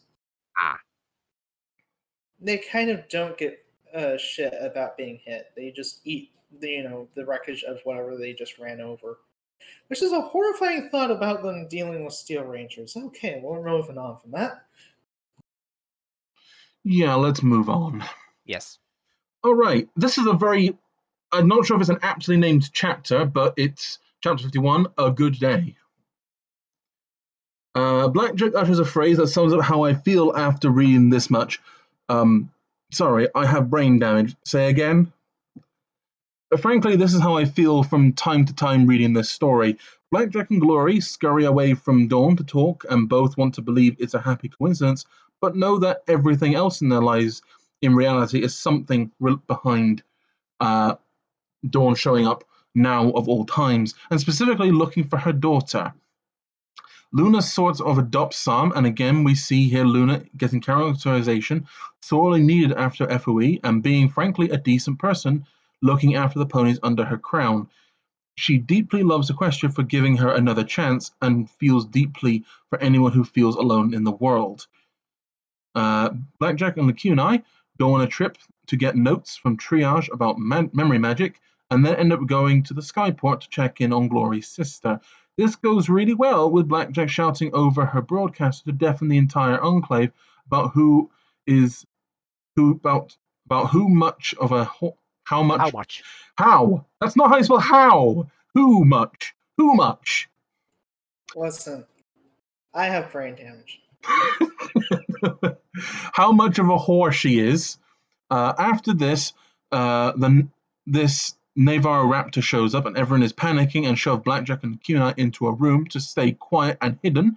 Here they watch the Grand Pegasus Enclave do some politicking at their HQ, and the goddess tunes in and decides to go with what some members of the Grand Pegasus Enclave are up for, an alliance between her and the Grand Pegasus Enclave. This goes as well as we expect. Lots of folks are going to die soon, thanks to Little Pip. Anyway, Blackjack and the Kunai were stripped of their gear when entering the skyport. They teleported out and have lost all their cool weapons. RIP. Scotch Tape gets her cutie mark. It's not a toilet, but something dealing with engineering. Quite a nice party is held, and generally it's a good day for everyone. Dawn, though, is giving weird vibes to everyone. She's trying to vibe check everybody, is what she is. Dealer is scared of the goddess and Dawn. Only the reader will know only the reader will know at this point Dawn is, of course, the prophet of the Harbingers. Also, to make this worse, there is an Enclave general named Harbinger. Yeah, that's helpful. Yeah, it got really frustrating dealing with us. Like, wait, who are we talking about? Thankfully, he Yikes. dies in a nuclear explosion, so that's Good. fine. Anyone got anything to talk about that? I think this was actually a pretty nice chapter. Like, it was setting up potentially future problems and learning a bit about what we're doing here. It is a good development, surprisingly, and I will say this is also once more a good way to basically have a shimmy your weight into the under the original fix crazes, because here we see some discussion between Grand Pegasus Enclave and the goddess, basically the precursor to their eventual meeting at Maripony. So, yay! You're not fucking over the original fake. It builds upon a gap in the lore. It's like, wait, why do the Grand Pegasus Enclave know about the goddess? Why would they even care now about we the know. goddess? Yeah, this is good. This is a It good way. fills a gap in storytelling that was existent in the original without making it about this story. Yeah, I think this is a good It's chapter. respectful for once. I seriously say this chapter is not one of my favorites, but it is one of the best written ones in it. It feels very good to read. You could say it's a good chapter. It was a good is. day for a good chapter. Indeed.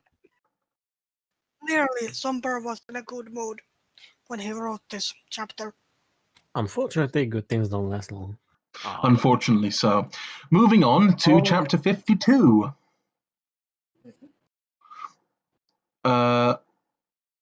Secret revealed as P21 produces a memory orb from Tempony Tower of him locking the library door and when Blackjack tried to open it just to prove that she was Twilight's descendant. Her opening the library was quite a quieter confirmation of her legacy. Such as, yes, Blackjack is the descendant of Big Mac and Twilight. It is interesting, but could have been done in a more interesting manner. But it is what it is. Also, the goddess now knows this and is in utter chaos due to the news. Good.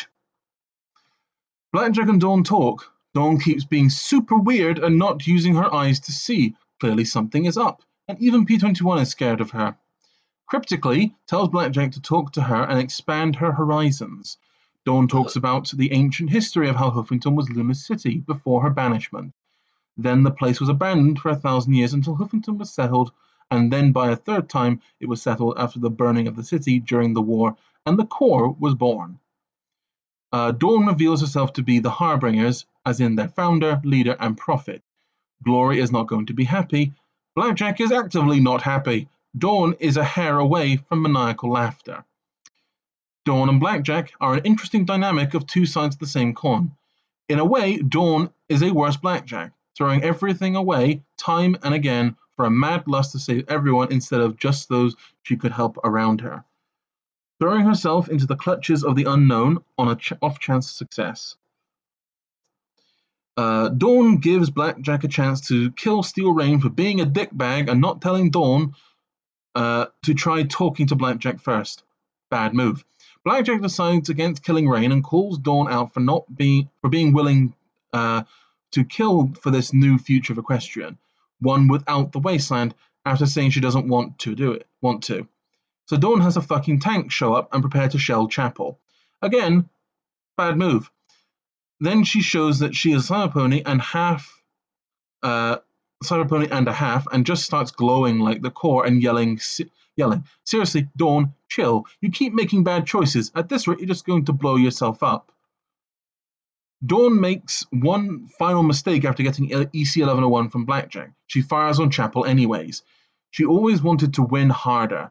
P21 had twitched on BJ's broadcaster when she left her and Dawn to talk. Smart pony. The gang spent time. Blackjack was talking to Dawn to take out their snipers and sentries.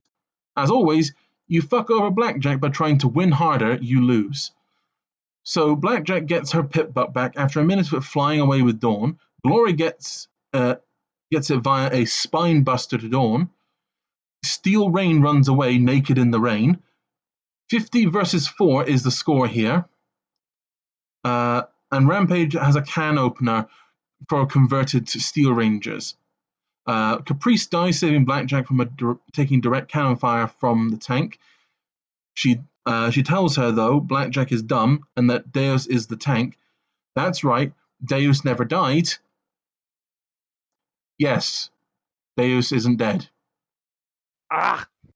Sky Striker, Glory's dad, and a contingent of unclaimed Pegas show up and are really confused on Glory being Rainbow Dash, but get their shit in gear once facing a fucking Zebra death tank while the tank is stunned from the EMP bombs. A nice heart-to-heart between Sky Striker and Dawn occurs. Oh right, Dawn is a villain now, so it goes fucking horribly and she tries to kill Sky Striker and goes full cyber psycho on his ass. Dawn is carving out every weakness of flesh and blood she had to become the monster that she thinks she needs to be to save the wasteland from itself. Anyways, time for Ghost in the Shell reference, with Blackjack hopping on the tank and ripping the cabin hatch off as her poor damaged cybernetic body strains and tears itself. While the scene is a huge reference in and of itself, it is beautiful, no complaints. Upon seeing Deus's brain in a jar controlling the tank, Blackjack realizes what Caprice told her. The two have a fantastic scene of Blackjack talking to Doof, commiserating the suffering of his life and how he was left to be made a monster, and to become that monster. And only to have one horrible way to feel something. Doof cries in the only way a tank can, by shooting its machine guns in a tantrum of destruction, but sparing Blackjack. Blackjack knows his suffering from so many memory orbs of him and other marauders.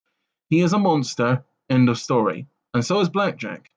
And so she gives him a chance to be more than a machine of slaughter for others. He takes it. You know, I know I shouldn't like that Doof is still alive, but I do like that Doof is still alive. Yes. It actually is a bit more interesting because he's still around after so long of thinking he's dead. And actually getting to explore the character more and realizing, oh yeah, no, this is a person who made a mistake and then was turned into a monster because of it. And it wasn't by their actions that they became the monster. It's just they ended up playing the part because it's like, I got fucking nothing else to do and I can't kill myself. Oh yeah, Also- like I remember, I think it is a bit of a later scene. We actually have a memory orb of him. No, it's not a memory orb of him. It's a memory orb of Vanity being told about what it's like, or what Doof is like in prison. Yes. Actually, that was in Hightower. Oh, that was in Hightower. That was a really important thing. Why didn't you make note of it? Because at the time it was like, okay, there's kind of an endless swarm coming after you, Blackjack. There's more important things to deal with. But yes, she hears a audio recording, not a memory orb, from Vanity's visit to Doof in Supermax. And Doof, the entire time he was there, did everything he could to protect others in the prison.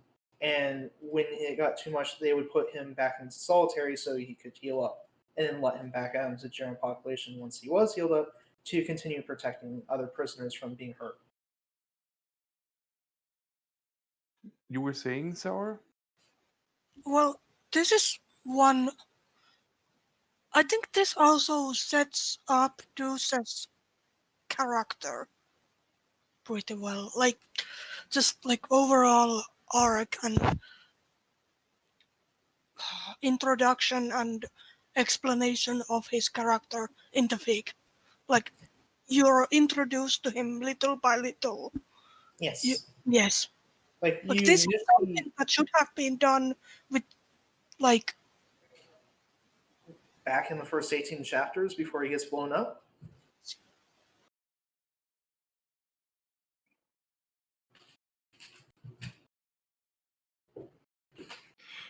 Honestly, I kind of like that. I like that Doof is at least they're trying to make his monstrosity being understandable. Yes.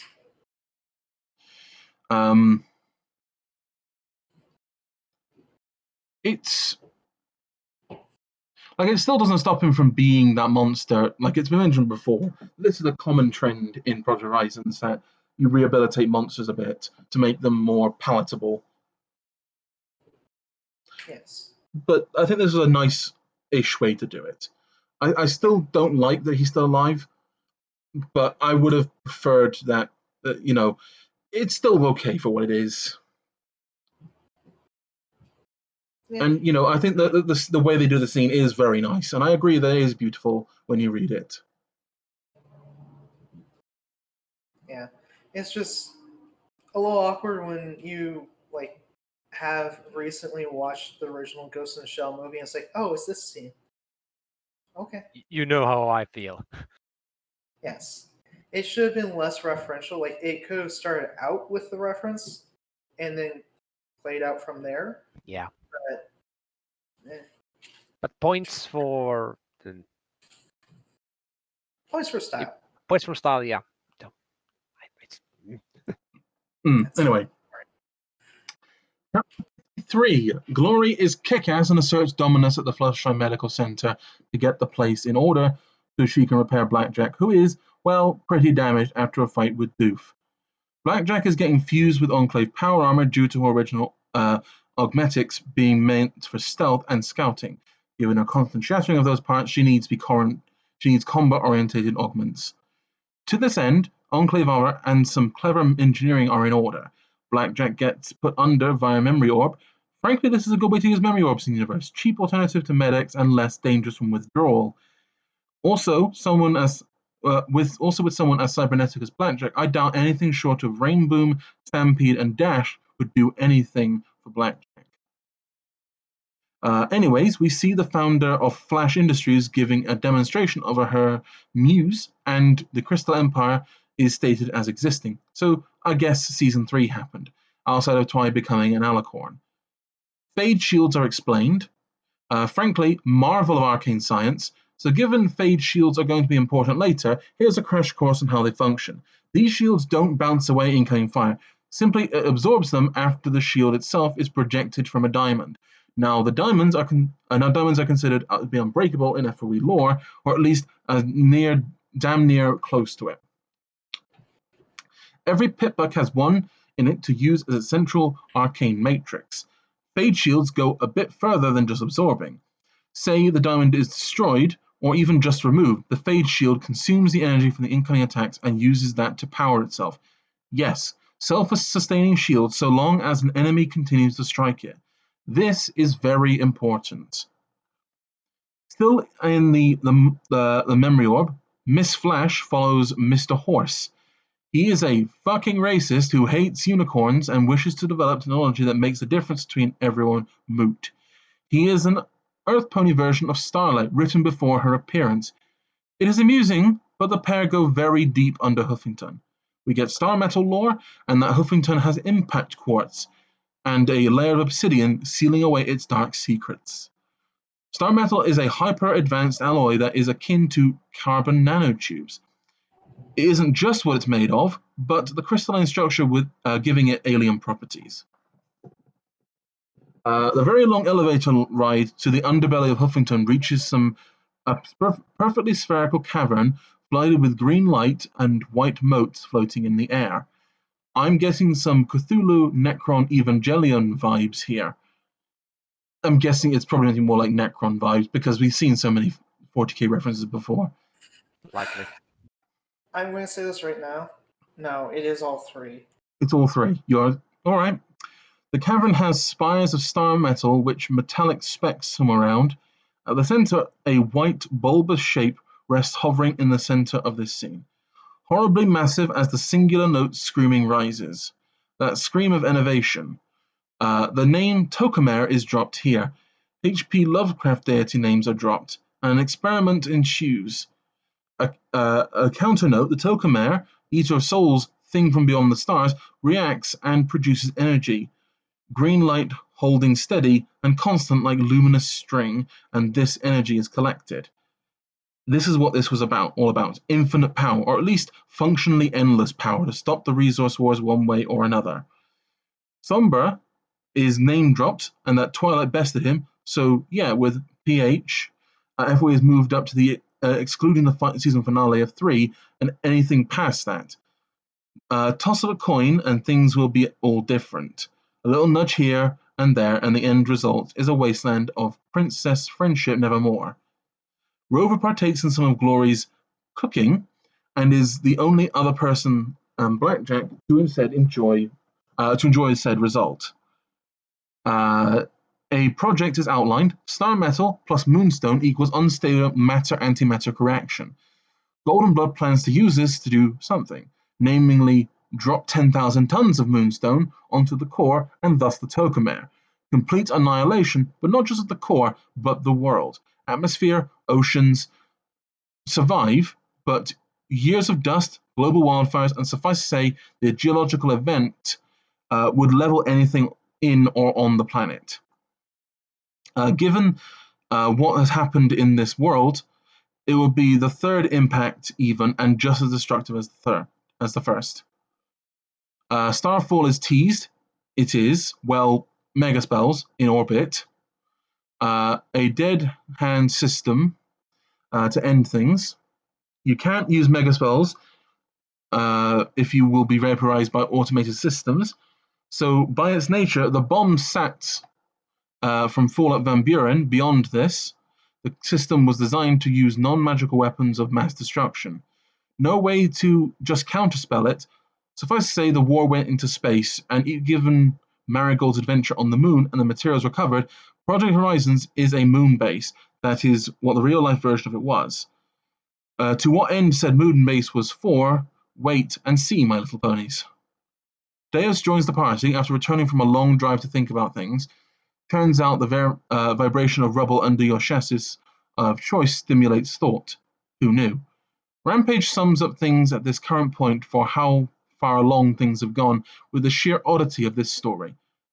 Blackjack, have you looked around lately? What's sane? Rampage asked as she stopped laughing, smiling up at me.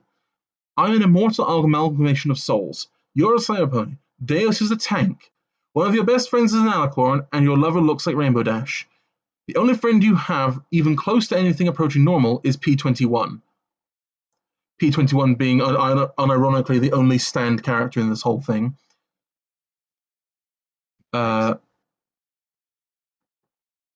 Blackjack and Echo, aka the dealer, have a short talk. Turns out the Marauders post-enlistment, but before assignment, went to a carnival and got their fortunes told by the keeper of the fucking Black Book, and didn't know that until after agreeing to have their futures changed from ignoble deaths on the battlefield to being the biggest damn heroes. Catch: anyone breaks their bond, they all die. The first gets the least bad end. Given Stonewing fell in combat first, then Big Mac, wanted out of the army after hooking up with Twy, dies saving Celestia and the rest. Slowly became monsters, hated, and at best considered traitors. Echo, the last one alive, not allowed to die as the soul attached to EC-1101. By the way, this obviously means that every Marauder must eventually die a monster. Psalm, Echo, and Deus are all that are left. But Psalm maybe doesn't count as she is one with the goddess now. Sooner or later, we'll get an answer on that thread. Blackjack does a dumb and summarizes a lot of things that she does, but in the case she uses the memory magic she learned to pop into the goddess, this is a big mistake.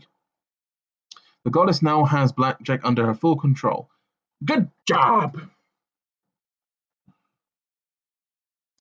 So, very long summary, this one, but A lot of shit happened. Lots of Basic. lore. Lore happened. yes, this was a lore chapter. It was all lore from start to finish. Someone got a really high history roll, and the GM had to pull out the campaign notes.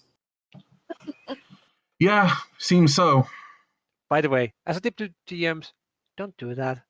We will bit by bit let them ask questions and you answer with Yeah. some. It would help if fulfill the the answer, players but- are. It also does help if the But- players are fucking interested in the story you want to put towards them. Yeah, it does. Mm, Just provide the necessary information, and then spoon feed the other as they keep asking more questions. You know, that's how I Yes. do it. Anyway, Rambridge is self-aware here. Yeah, mhm. Yeah, if there was any other story, you'd think that this was a self-insert fic. unfortunately, it's not.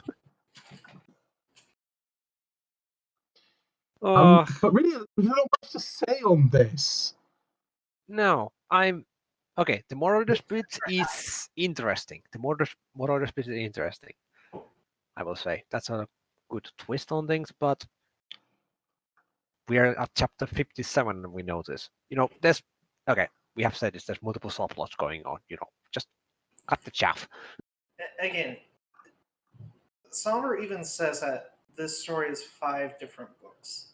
If it was posted as 5 different stories, each with the subtitle of the supposed book, it would feel a lot better because at least you feel like, hey, it's a separate story. It's it's got to set the stuff up instead of being like, hey, we're just going to keep throwing plot threads onto the story that's still running. It's like, oh, I was hoping that we'd get stuff that would be resolved in this story, quote unquote, this book. Instead, it's like, yeah, so enjoy the getting to know about stuff that happened fucking forever ago in the writing.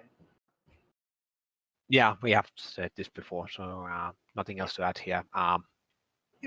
Yeah, most of that we were retreading over stuff that we said before. So let's just move on to the next chapter. If no one else has anything they want to say. Yeah, let's get to it. All right, chapter 54. Blackjack is bored as nobody attacks her. Takes a nap while riding Deus, the tank, as now a sizable entourage keeps an eye out for her. Said dream is Saul's memory of the assassination attempt on Celestia where Big Mac dies. Oh boy, this chapter is going to be fucking spicy.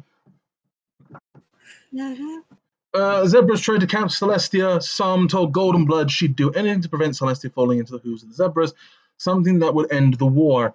She misses her shot, a growing theme in her memories, and kills Big Mac. Misjudgment took hold in the situation.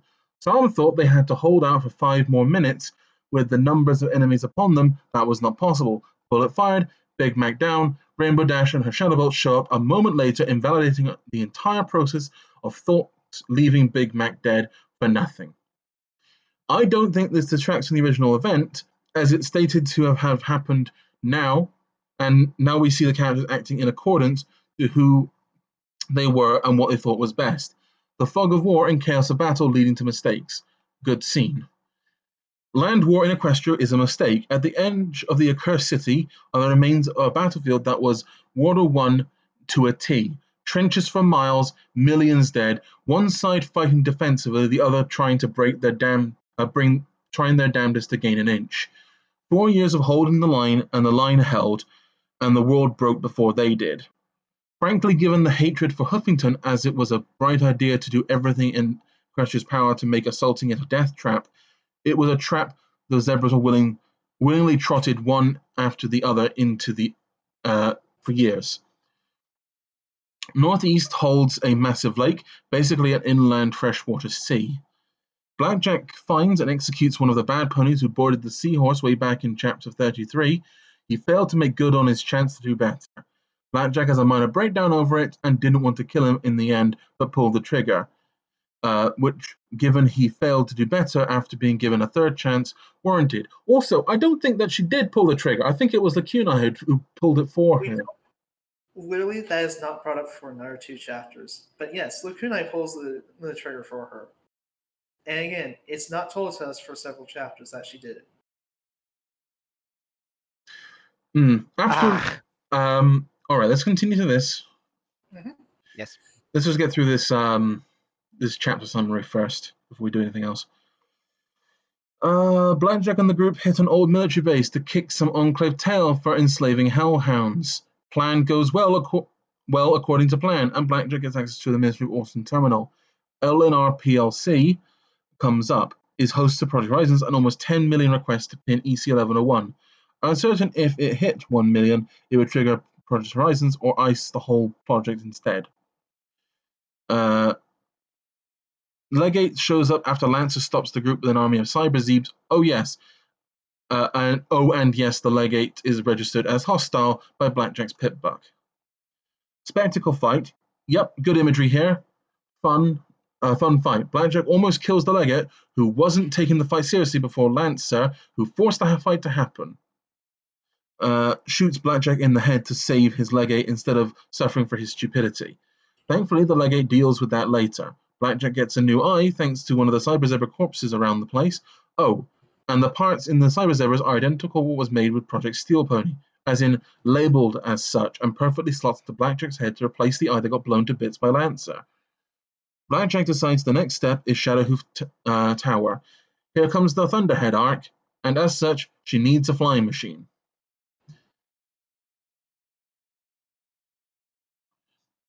So, this chapter, it's that chapter. So, while I respect, Mooney, that you think that this chapter is okay, and I respect your opinion that this doesn't do anything to overly harm the lore, I think that it does.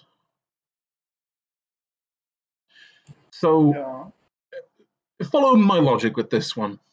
The problem with a conspiracy is that the more people you bring into a conspiracy, the more likely it is to get known by the public. Let's assume for a minute that Sam's plan to brain boom the fucking god pony, to shoot her in the head and be done with it. Let's assume for a minute that that happens. That means that Big Mac has to die anyway, because he now knows of the conspiracy. So, remember, this conspiracy is only between 2 people. Golden Blood and Paulson. But that's the thing. You're adding extra people to this conspiracy. Big Mac, if you don't kill him right now, this is going to spill. The beans are going to be spilled everywhere.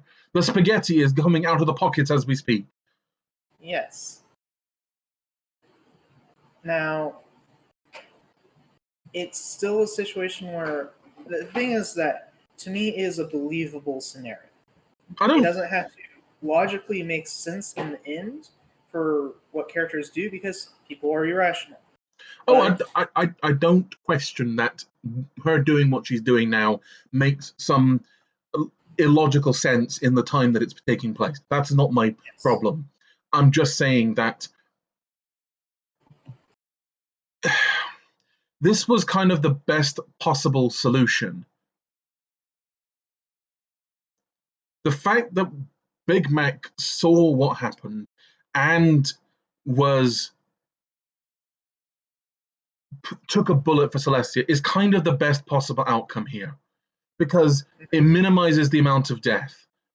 Instead of 2 people dying directly because of what Sam did, 1 person died. You still have your martyr. Yes. And remember, she wasn't told to just kill Celestia in this scenario. She was only supposed to do that if she was on the verge of being captured.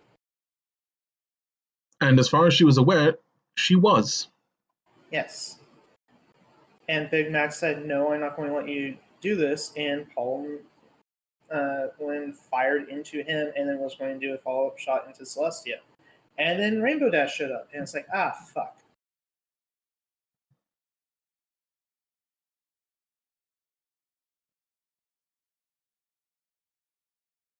Honestly, when it comes to Golden Blood, this is the least of your problems with the conspiracy. So here's the better part of it. Goldenblood didn't tell her to do this. He said, do whatever you have to keep her from falling into enemy hands because it'll end the war. But the thing is that Golden Blood already had a conversation with Luna about it and was already prepared for the possibility for having a bullet caved into her. Like, he specifically sent her bullets that would be able to get past any kind of like shield magic that C.E.L could throw up. Yeah, because her rifle is special made to have bypass bullets. Like, he may not have directly said it, but he didn't have to. All the little pieces of the puzzle kind of just push her towards that goal, even if he doesn't say it. Yeah, and that's the way he prefers to manipulate people, because he has, it's a good way for him to just be like, I didn't tell her to do that. She made her choice with that. She could have done something else to prevent her from getting captured. And it's ultimately, I don't think on the surface level it's terrible. At the same time, yes, you're right with, conspiracies. As every person you add to it is increasing the exponent number for how likely it is that something is going to get out about it. So she couldn't just kill Celestia in that circumstance.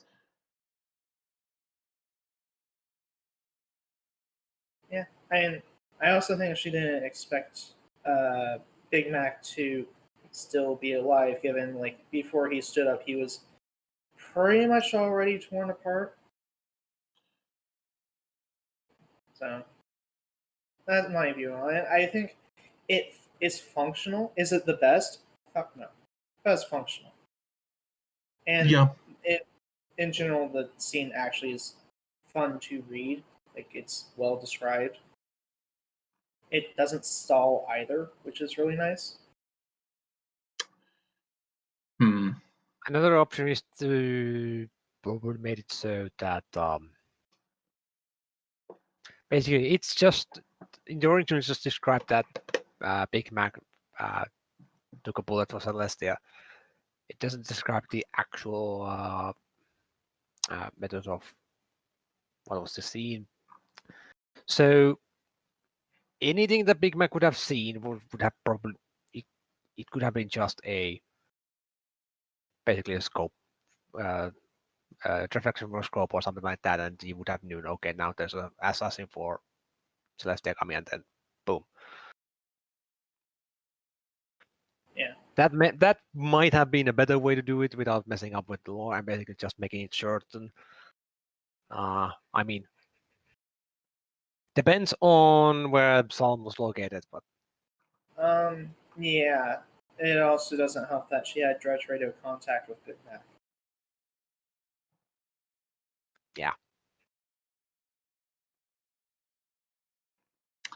So, in any case, if you're a sniper, you should be in a pretty good location to begin with, and yeah, which was they described that she's in a area that they've already secured with a high perch with a good view of the area.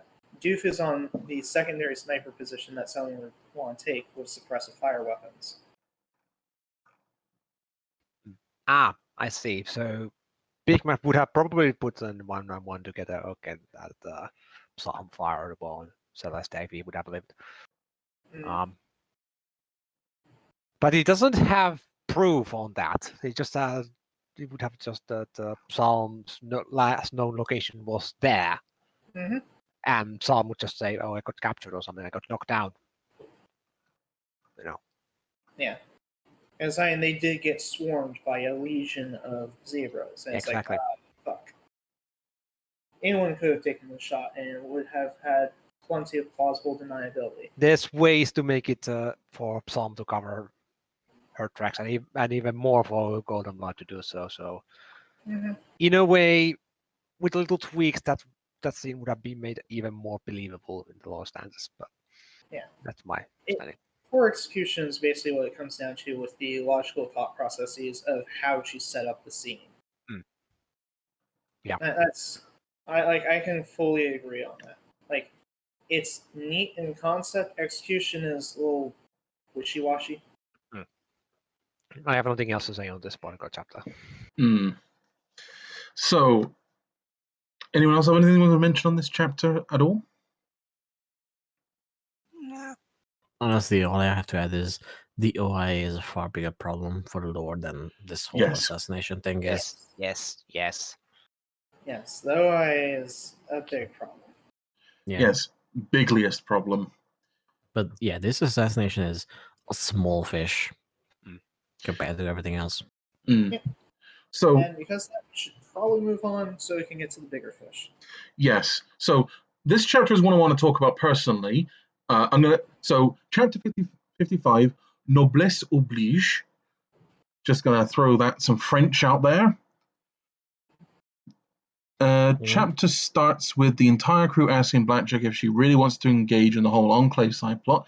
Even Gloria is trying to tell her to focus on Dawn and the Legate over sticking her nose in the clouds. Everyone probably knows at this point Blackjack doing so will get everyone in Thunderhead killed. The group is getting smarter at least. Blackjack remembers how ponies at the Society got there, decides to go boot King Awesome for his airship. Yeah, to say the Society is as immoral as the Society in Fallout, Society in New Vegas. Slavery, or as they call it, serfdom, is rampant, and Blackjack just doesn't have the time to curb stomp their whole place. She has other atrocities that might happen to stop. To be fair, complete annihilation of the planet is a bit higher on the list of atrocities to stop than a reversion to an involuntary serfdom. Also, to be fair, managing what to do with all the displaced slaves after toppling society would be, well, a massive problem. Would be a massive problem. Given the top of the society, one would need to level all their holdings as well. Murdering the slave to save the slave from slavery isn't the best way to do it, but is an option. P21 has the right idea: kill them all, let Luna sort them out, as in, kill society. P21 is often correct in regards to societies within the Wasteland on how to deal with them. Also, the society has the wrong-headed notion of someone has to lead. To be fair, they do have over 1,000 years of Celestia and Luna leading at different times to back up that claim, but those were near immortal godlike figures, not mortals with short lives and short sight. King Awesome, after Blackjack asks, just gives her the airship, tells her it will take a few days, as such, she can stay in the society in the meantime. Oh, and their gala is going to happen soon, and getting a dress for her is going to be a bitch because of her cybernetics. Blackjack gets memory orbed into the goddess, comes back to playing bait with an automated set of actions programmed into her head by the goddess. Blackjack goes to Rose Luck's company, which was making pest control with Star Metal. Star Metal eats souls and becomes actively harmful, as it creates innovation from the energy of the soul devoured and shipped off to the Eater of Souls. Blackjack shoots Dawn in the face, a lot, to the point Dawn is asking her to stop while Dawn is actually trying to kill Blackjack. Blackjack meets up with King Awesome. He says that this is the true path to a rebuilt Equestria, as Canterlot was built upon serfdom. This is the Legion way of thinking. Copy the bad old past to restart history and try again. It doesn't work, and that's the lesson from the Legion and the NCR. Emulating the past will net the same results as the past. Try something else. Gloria unfortunately thinks that this is the right way for society to go. And again, the Enclave do the same thing to their farmers, go figure. During this whole talk, King Awesome decides it's the perfect time to kick the bucket. Oh, and he names Blackjack, not any of his kids, as his successor. I guess this is one way to bloodlessly get hold of a faction and decide its fate. Oh yes, Blackjack is now Queen Whiskey. Is this Bethesda's obsession with players becoming faction leaders creeping in? Yes. Yeah. Yeah, it is super weird. Also, faction leaders with no actual power. Yeah. As a history nerd, this drives me up the wall. Like, technically, an autocrat can just give anyone their succession, but typically you follow some rules. Primogeniture is a thing for a reason. It ensures the stable transfer of power from one head of state to another. Yeah, and in this case, some fellow walks in, and you name that successor, and then you immediately die. That That is- The is second in command is going to make some problems. yeah, That that is a is sus as asking. fuck. Yeah, that is asking for a succession crisis. Which is exactly what happens. Oh boy, I'm gonna love to hear about that. Ugh. Oh, by Is the it- way, oh god. Is it ever explained why King Awesome did this? Yes. Yes and no. I think he's still a fucking idiot. He's an idiot. The reason why he did this is that his 3 kids all have plots to kill one another and take the seat for themselves. But then he died and named none of them the successor, which threw all their plans into, absolute chaos. Blackjack has more of a claim than those kids do in terms of, should be leading any sort of society, as found by the self-proclaimed descendant of Shining Armor. That's who King Awesome is. Because Twilight. Yes, because Blackjack is related to Twilight, so she technically has a claim to the throne that's backed up in the story because she did open up doors that only someone who is related to Twilight could open. But did King Awesome even know that? Yes, they talked. I That's see. the reason why he chose her, as well as also getting to understand that no, she is not this rampaging, intentionally murderous, destructive force. She's just an idiot. Just like him. I How can- wonderful. Okay, I can now see some freaking logic in King Awesome's thinking, but that's still asking for trouble because you're basically switching from your immediate descendants to a freaking cadet branch. Yes. Now, beyond this, he also didn't expect Blackjack to rule. Instead, he expected her to choose a regent because she would choose a better person than he could to lead the society on a better path because he knows he is too stuck in his own mindset to choose a proper leader to succeed. This is talking about Blackjack, who we know is not a smart pony. Yes, But he's Blackjack at leaving- least is an outsider. Yes, he's leaving Blackjack to pick the actual successor of him because she's not going to have groupthink and all the biases that the society have, and that would hopefully prevent the society from continuing on as it has been. Like if fucking Charm had been selected because she's a piece of shit that frankly deserves worse than she gets. Yeah, Charm is just the worst. Charm is everything you hate about the Any kind of bourgeoisie. any kind of rich autocratic person. They are they're legitimately a child at this point in time in the story, but And a beyond that, petulant one at that. they act so fucking entitled to everything. They just want to play. Basically, that they're a princess and everyone should listen to them because she's the princess and has no outward desires beyond her immediate self aggrandizement and feeling endorphin rushes. She is a creature that has no higher thought than give me, need, want. So yes, let's delve deeper into this. Society. We live in a monarchy, says the jester.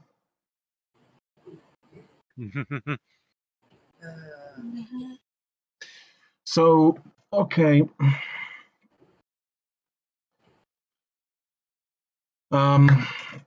Let's just open up the slavery debate. That too. Yay! So, as the name of the chapter suggests, noblesse oblige. It's the term just means that there is obligations and responsibilities as a member of nobility. It isn't just the title. It is a French term. No surprises there. It means that you are obliged to be a good and just ruler in your position of privilege. It's a real shame that no one with any fucking brains between their ears actually does this if you're in a position of privilege like this. That is charm in a nutshell. And also, and splendid. Grace Like- is marginally better. Grace is marginally better because she doesn't want to abolish the system. She just wants to reform it. Yes. And her reformations are actually decent. I do outline that, I believe, in the next chapter, but compared to what Splendid want to do, holy shit, is she a lot better. She is. She is an awful lot better, but that doesn't make her good. It just No. makes her fucking, oh look, we're trying to avoid the French Revolution too. Guillotine Boogaloo. Yes. She wants to end the serfdom by actually paying and having the people be able to leave if they want to leave, instead of all but Red Eye's style slavery, because the only difference between them and Red Eye is that they force the people to sign a contract and don't put a bomb. I mean, it's Wow. marginally better. I mean, serfdom as a concept is marginally better, but this isn't even serfdom. I'm pretty sure this is more closely related, like, to peonage than it is to serfdom, because they're not actually being tied to the land. Serfdom is a form of slavery tied to the land in which you occupy. The owner of the land owns the people by extension, because you're technically property of the land. And you're tending the land in his name, basically. Yes. This is technically peonage because it's more closely related to peonage, at least, where you are, or thraldom. I think it's actually more closely related to thraldom, where you bring people in. Sometimes they are bought, sometimes they are war prisoners, sometimes they're captured, but you don't actually own the person afterwards. Rather, like, you don't own their children. At least it's not like chattel slavery, where you own their children. Which is explicitly stated that they do not own the children of anyone who, has children in this whole contract. So it's thraldom, more like. So yeah, thraldom. Like, I would have said peonage because I imagine they probably do get criminals too, so peonage would be involved here too. Probably, even though there's no one really to enforce any laws or actually set up any laws, so kind of hard to do that when the idea of courts and whatnot doesn't exist. Like, the notion of law and, I imagine that the society give quite generous donations to towns that let them, peonize their local criminal population. Well, yeah, certainly. I mean, they had a good trade relationship going on with Paradise. That was a fun slave town that we never go to. And it's actually jokingly mentioned about that. So in some ways this is better, in some ways this is worse, but it's like choosing a particular flavor of shit sandwich rather than, not having one. Do you want horse manure? Do you want bull manure? Maybe that's shit. Exactly. Yes. It's still bad. And Dawn. Grace's reformations are at least going in the right direction. It's obviously not enough, but at the same time she has to contend with, if she goes too far, she's going to just die and everything goes worse. So, it's a shitty situation. I mean, there is an argument that the way that she took over and, appointed a regent was the most bloodless way of doing this, because, there has to be, you can't just assassinate the monarch, because that looks really bad. That basically removes any kind of idea that this is actually, a stable society now. If you can just stab the new monarch just because you'd be next in line to get the crown, why would anyone trust your ability to, be a reasonable place? That's why there are assassination plots. Welcome to why anarcho-monarchism doesn't make any fucking sense. Yes, it doesn't. I hate anarcho-monarchism, but that's another debate for another time. Yeah, let's Don't continue. worry, we can literally just talk about that next chapter. Oh, yes. So let's move on to the next fucking chapter, very aptly named Royal Fucking Pains. Without the fucking. without the It would have fucking. been better with the fucking in there, honestly. Uh, Goddamn, there actually. For once.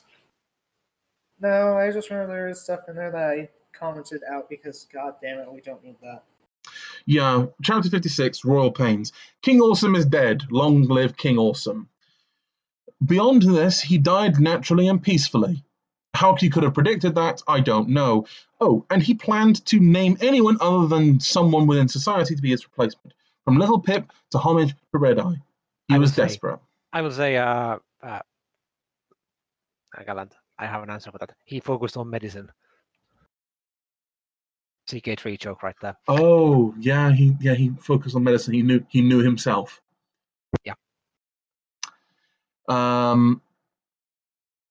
Oh, there's also a minor issue with various factions within the society throwing all kinds of fun toys at Blackjack and co., so they will do what is right by said faction in the inevitable realignment of the political factions within society, and figuring it would be particularly bloody, that it would be a good idea to bribe Blackjack with things like memory orbs about Project Horizons and forcefully extracted memories from Golden Blood.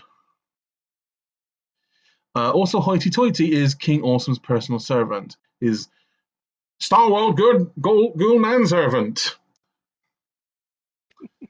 Psalm's final memory before being forcefully joined to Unity. She attempts and fails to fire a mega spell at Maripony. Starts praying like a fanatic. Okay, she is one, to Luna as if she was God. Again, more of these Christian references I don't like in this story, but moving on. The Psalm memories were placed in Blackjack by Lacunae because Blackjack is so kind and nice and thought that she could offload some of the horrible things the goddess stored in her. She could stay sane. Instead, Lacunae sees things Blackjack has done as her being poisoned by the fanatical religious self-destructive monster that was Psalm. Which frankly I can see her thinking that, but we know before Blackjack was not mentally well, all the Psalm fragments did was accelerate the deterioration. King Awesome has a Viking funeral. A servant tries to stab Blackjack with a knife. Blackjack just looks at them, and that is enough to stop the attack. She eats the knife. The society is terrified. Someone let the Harbingers in and paid off the guards to look the other way. Yeah, Blackjack isn't going to stay queen for long with this sort of shit going on. Also, her new bed got destroyed, and the airship will be ready in the morning. But right now, assassination attempts and the gala to prepare for. Blackjack gets upset, has a talk with Dealer. Dealer catches on to something is wrong, and the goddess throws a temper tantrum and summons the kunai to teleport the two to Maripony. Then Lancer, of all possible folks to show up, does so, and uses a mix of flashbangs and spark grenades to disable both of them and drags Blackjack off. The wild ride never fucking ends in Mr. Bones' wild ride. Blackjack is horny, and Lancer is lamenting that his father, the legate, didn't kill Blackjack when the perfect chance to came up, namely because it wasn't epic enough of a moment to do it. Moving on to save my sanity, the goddess got mind-fucked in return by Lancer using a Void Stone grenade. To explain the grenade, think of it as a general-purpose anti-magic grenade, great for dealing with ponies and their tech. So there again came the logical result of this particular change in leadership. Yeah, people are trying to assassinate the new queen because that clearly is a sensible thing to do right now. Create an even worse succession crisis by doing this. Force a civil war on the matter. Well, technically they see her as illegitimate, which, by the way, considering she just walked in 3 days prior, it makes sense. Yeah. But she is an outsider who has no real claim other than distant relationship. It would be like the King of England taking over, I don't know, Japan because they had grandparents that were related 20 centuries ago. I'm just going to say it's basically like Duke William the Bastard just landing in England and taking over the crown. Well, he did that. Yeah. It didn't go smoothly afterwards. I was going to say that. It took a while to get everything under control.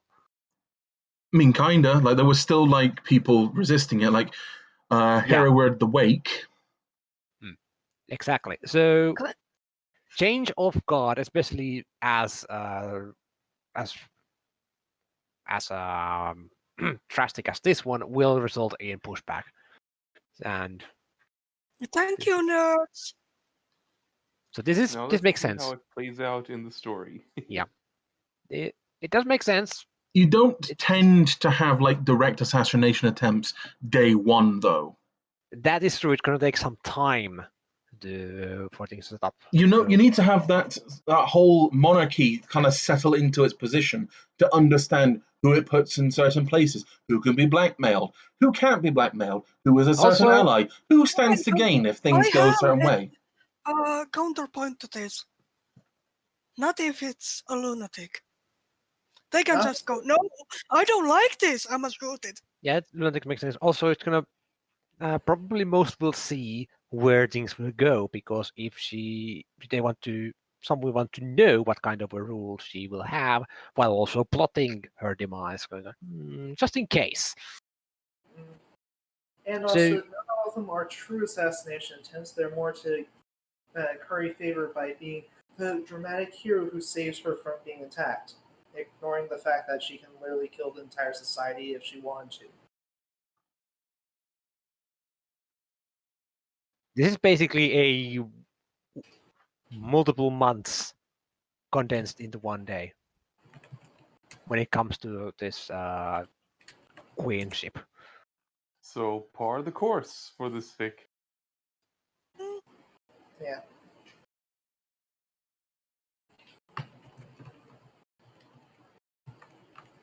I have no more qualms with this particular chapter, but my god, it's reasonable reaction, but the time frame just doesn't add up.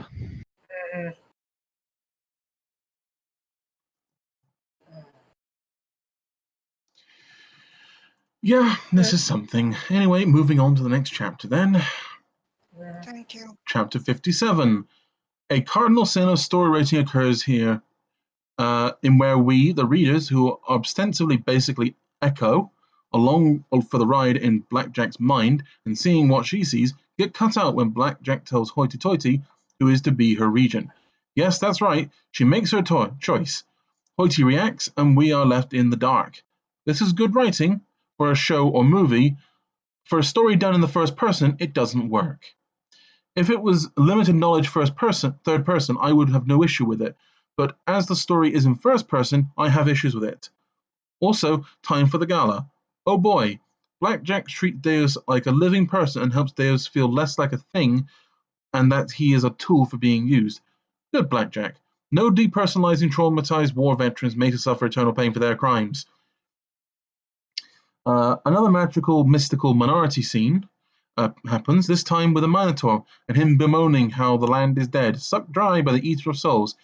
He doesn't know what that's the cause, but yeah, the magic of the land itself is being drained by this monster. Also, it is how gem farming was done. The spirits of the land encourage gems to grow, hence why gems are magical. They're, for lack of a better term, the magical spawn of earth spirits. Oh, of note, I hate that this is a dragged-on plot point for the past 2-3 chapters. Mares are currently going into heat, so Blackjack is non-stop horny. No wonder the gala is this night of all nights. It's the Wasteland High Society breeding time. Anyways, Blackjack sees PT1 all dressed up like something other than a drug-addled, abused sack of meat and wants to fuck him. Anyways, the gala gets going, and Blackjack has severe social anxiety with regards to the crowd. Everyone is chanting her name, and it is a happy old time. Blackjack catches up with the other factions and goings on in the wasteland, bench pressed by Lieutenant Applebombs. Crown Also, goes to may Grace. I point out that getting turned on by good-looking clothing is a thing. Okay, carry on. Yes, I'm aware.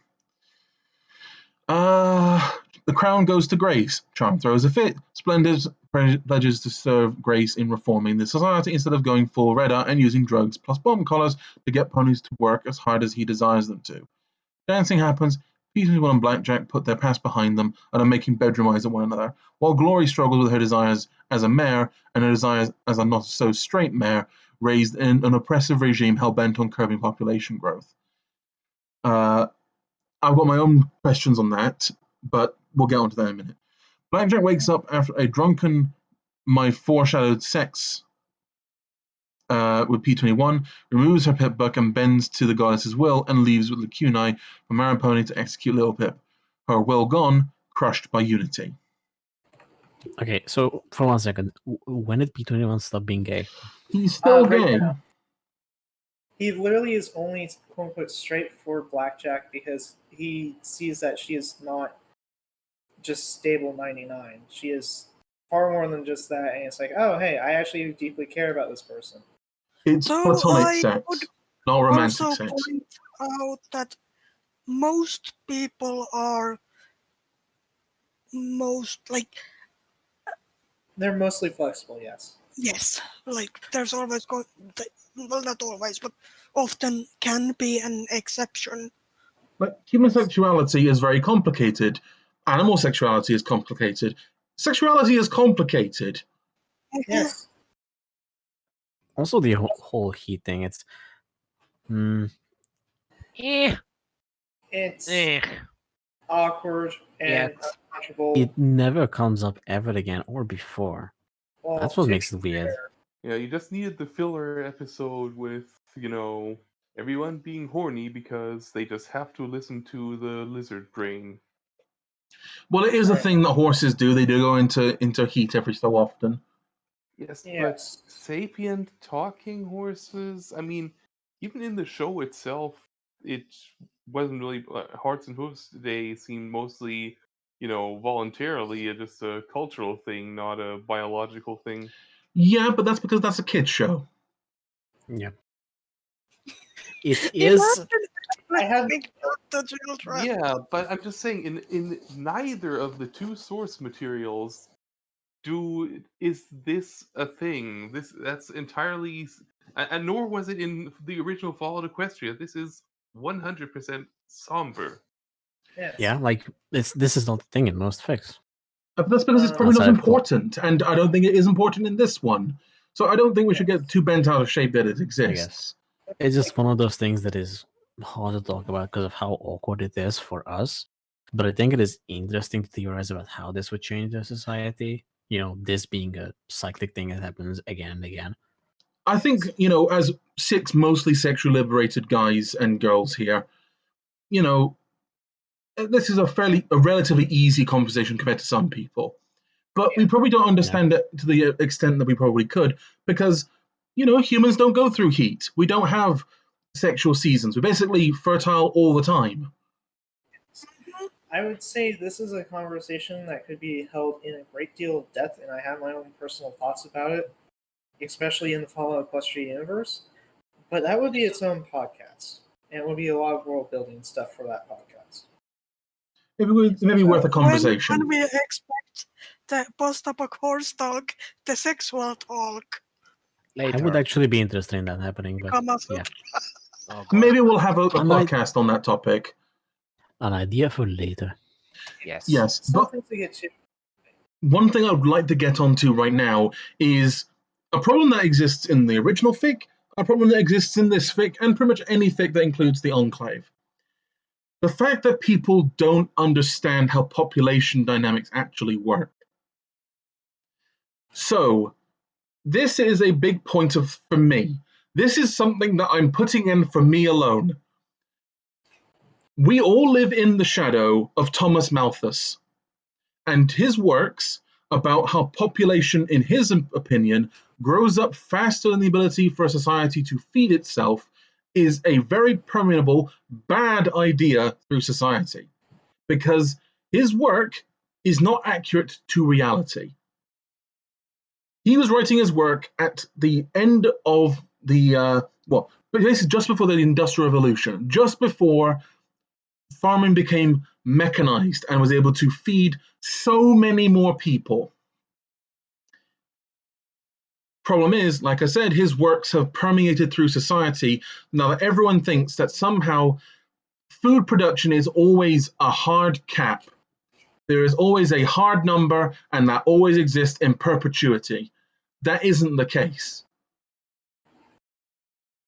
So we can look to our real world and how a population that's highly developed, highly educated, industrialized would act. The most reliable example that we could look at is a European Western style country that's developed. It has tertiary industries as being the primary driver of the economy, and the population is, like I said, educated, and it's able to get contraception very easily. Most of the countries in Europe have a declining, if not stagnant, population. It's not difficult for a developed economy to prevent births. That's not an issue. Honestly, it'd be more likely that they'd have the exact opposite problem of having too many births, but not enough, like a Japan or a Sweden kind of problem, where you've got not enough people banging. You wouldn't Yeah, because have it's to basically a combination of societal factors, and especially as contraception is a thing, and people are putting off the childbearing because they will focus on education first, and then job, and then they're basically pushing off later and later and later. Which is why you see in war times population boom, because all those other things are being pushed to the wayside. Also, the fact is that underdeveloped economies, like agrarian economies, have huge populations and huge numbers of kids because they need them. Mostly because many of them die in the underdeveloped economy, and the fact is that you need them to work the farm. Let's let Sour get a word in. But sorry, Sarah, you go ahead. Yeah, okay, with Enclave, that of course makes sense because they're mostly free from harm. Like, they're kinda safe up in the clouds. Below clouds? Yeah, no. There's definitely big families are a thing, but like half the kids die before age 3. So This is the reason why this irritates me is because I took the time to study how populations work, at least on a very remedial level. And it basically just, even the basics go against Malthusian thought. And it's like, I think the issue is a lot of people, because this is a common trend with Fallout Question, they have an issue where they think what the Enclave military is telling their troops versus their civilians is going to be the same thing. They probably are telling their troops not to fuck one another in a straight relationship for the sake of we don't want to have to put both of you on paternal leave or have someone carrying a foal for 11 months, thus reducing their combat effectiveness. Yeah, like they already have integrated services. Like you've got mares and stallions serving in frontline combat roles. You don't want potentially half of your military going off because they have to keep a foal. Because you do want to have your kids, and it's the ethical thing to do to make sure that they can bring their foals to term. You don't want them doing that. This is a fault of the original story where they go and say, hey, families who enlist in the Enclave get the option to have another kid just for free. They get to have like a third kid instead of just 2 because they want a stable population. It's like, but that doesn't make sense. You need the farmhands. You need those kids to help because they even show the way that they farm in the Enclave is very unmechanized. In fact, the Enclave itself has cannibalized everything that is mechanized to continue supporting their power armor and their raptors. They need all of it for the military tech, so you're harvesting with hooves. The thing is that most of the day-to-day stuff can be handled through the SPP towers, because that's what they use. There's actually one kinda, well, it fits Enclave, but it is in real life very questionable thing that is found in animal husbandry, especially breeding horses. How good of an animal you are, especially if you are a successful racehorse or well, you have successful racehorse and it's a male. people do want that dick, or rather the baby juice, a lot. I believe we are going a bit too far on this topic. So Yeah, we're going a bit off topic So- here. Yeah, but in Yeah. that way, I can kind of see why the Enclave would be like, hey, you're a good, hardworking, successful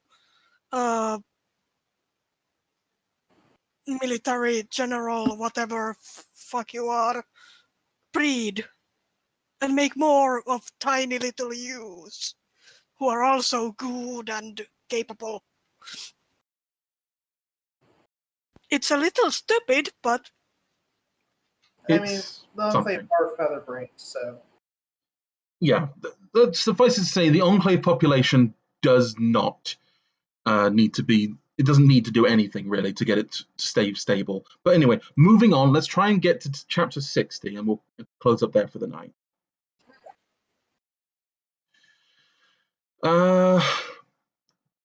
Chapter 58. Blackjack has a fear of falling. I can relate. It is reasonable. Falling is scary because at the end of it, you get hurt. That's got some feels for me there. Blackjack becomes Psalm, as in her armor, her gun, her personality. What was Blackjack is pushed out, and the execution of the OIA is reborn by the grace of the goddess. There are a lot of bodies left behind her. Blackjack gets everything that makes her who she is stripped from her, and we get a scene, several in fact, of a truly mechanical mind. Action, reaction, no feelings, no deeper thoughts. A sample of what it is to be a body strung along by unity while the mind is joined with the choir. The kunai, however, takes this poorly and breaks free of unity for a moment, trying to stop what is happening. She fails. The goddess is tricked into looking at her memories by Little Pip and then starts questioning herself. The Gaston mind collapses as the minds that made up the goddess turn against her. The goddess is nothing but a creative personality out of the shards of one another. The Bellfire bomb detonates. The view is awe-inspiring and drawn from imaginary nuclear tests. Blackjack is toasted and the kunai protects her at the outskirts of the blast, absorbing the radiation and becoming a super alicorn, using that energy to fuel a shield spell while Blackjack gets more and more radiation. The kunai must sadly die for the memories of all alicorns who were taken into Unity to remember who they were. She does one last task in saving Little Pip, and then there is the remainder of the connection between all and herself to give back what Unity had stripped from them. Goodbye, Lacunai, a conglomeration of memories and feelings, a pony without a soul, but a pony with a heart. Blackjack is equally broken by the loss of a friend, a true friend. Sadly, Blackjack was the friend in need, not Lacunai. Her trip home, alone, is quiet and hard on her as she becomes numb and disassociates from trying to handle the loss of someone so close to her, who had been by her side for so long, for one of her few true friends. An unknown amount of time passes between as Blackjack trots home. Hellhounds attack and Blackjack's surviving friends rescue her. She is no longer alone. So on the one hand, I'm not a big fan of this chapter because it interferes with the established lore of who that pony was at the end of Maripony, who frees Little Pip. But on the other hand, I do kind of like the emotional scene of Lacunai dying so that everyone else can live. I don't like the Christian symbolism of sacrificing herself so everyone else can live a better life. there's a little bit too much self-sacrifice constantly going. So I don't know. There's not really much to say on this chapter from my perspective. It's complicated. It's a mixed bag. There's some really fantastic imagery, but at the same time, it has the issue of where it's taking place, and some of the themes are a little awkward because it's dealing with ponies. But overall, it's sentence by sentence, it's fine. Anyone else got anything to add? Nope. Cool. Nope. No. Okay, chapter 59. Lancer admits being wrong and horribly afraid and a coward, hence the way he fights and acts. Beyond this, he tells a good number of stories about how the 13 major tribes of zebras came to be, and of the star-branded or star-kateri who worshipped the Eater of Souls long ago, of the war between the tribes, the 12 of the sun and the 1 of the moon. It is of some interesting lore on zebras with some notes to be drawn from it for inspiration and refinement, while going hard on the whole Super Rome but Africa themed.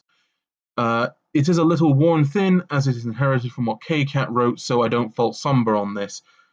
Dissent against the war was high within zebra culture. Only a third of most tribes supported it, but tradition strangled the nation from ousting an egotistical stallion who wanted fame and glory, who became the Kaisar. The zebras had a third of their tribes aiding Equestria in the war and almost ended it, and then Little Orn happened and Luna took over. Given their cultural love of the sun and the great hate for the moon, this went over rather well.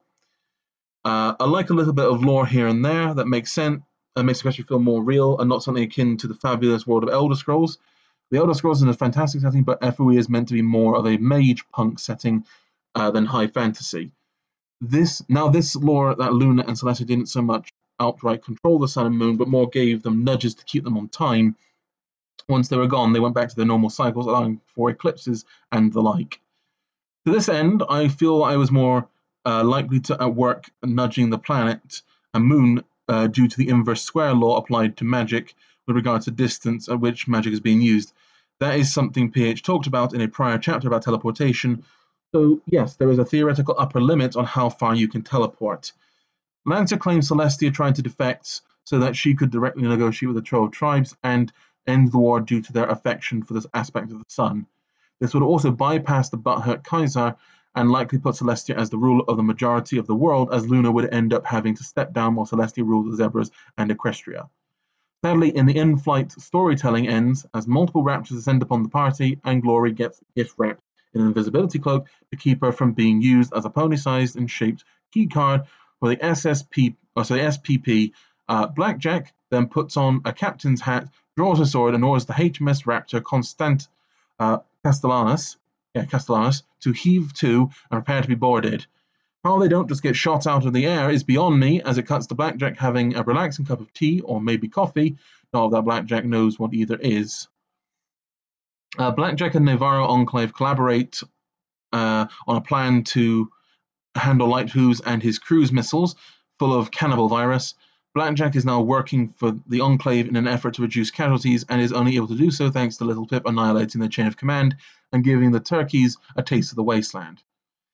Finally, the plot about the War of the Stars is focused upon for a little bit. 4 stars, a myth only ponies would know, is brought front and center. Why was a company that was traitorous to the Nakor name itself after the 4 stars that aided in the Nightmare Moon's escape? To that end, why would the Zebras work with something that brought back the cursed aspect of the moon?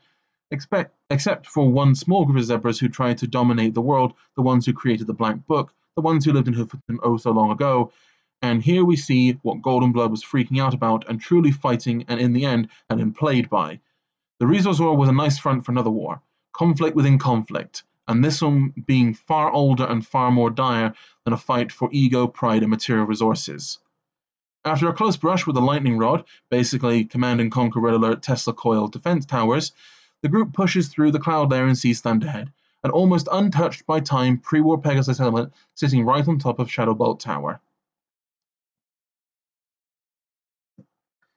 Oh, this is one of those chapters that I really don't have any problems with. Like, I think I remember, listening to it and enjoying it and just it being there. And it is a lore dump while we wait on a loading screen. Yes. Though, may I point out that as a stable mare, I think it's more likely that PJ knows what tea or coffee is. She Then legitimately says she doesn't know what it is. Hmm? She legitimately says, I don't know what the bitter tasting brown fluid is. The fuck? Blackjack only liked one type of colored liquid, alcohol. True. Colorless. Blackjack is not a smart pony. No, intelligences are dump stat. Everything's been put into endurance. Apparently. And luck. Clearly. Oh yeah, actually, it is most. Well, no, luck would show in a different way, and we'll get to how it shows in this. I'm happy about the zebra lore, but I'd probably do it differently, and we have talked about it in a different recording altogether. Yes. Again, I think We will talk about it more at length soon. So keep an eye out on this channel for the next part of the Great Zeeb Concordat. And Hmm. like I put in the summary, I think the lore is good. It's not what I would go with personally, but it has some good initial ideas to be built upon. It still goes a little too hard. Well, actually, it goes a lot too hard on everything is Roman. It's like, please no. Which is something Somber has addressed later on, where it's like, no, it's only the literal zebra tribe named after Rome that is the super hardcore Romans. Everyone else has their own unique culture, which is thankful Thank God. that's how. It's just the Romani are, I think that's how it's pronounced, are basically just Rome, and they have all of that, the trappings of it, while the other ones are very distinct in their own ways. It's just that the military was the most militaristic faction or tribe was, basically just Rome. So there you go. I don't like what they do with the Sarkadar here. It's So I mentioned this earlier. Sometimes I can't tell if somebody is just staying. What's the word? Stalling time to write up the next one, or what? No, it's more about the lore. Hmm. As in, about the zebra specifically. He presents all these stereotypes and stories about what each tribe is. But then sometimes I feel like he goes on to portray the stereotype as a reality, Yes. I see. which is very questionable world building. Yeah.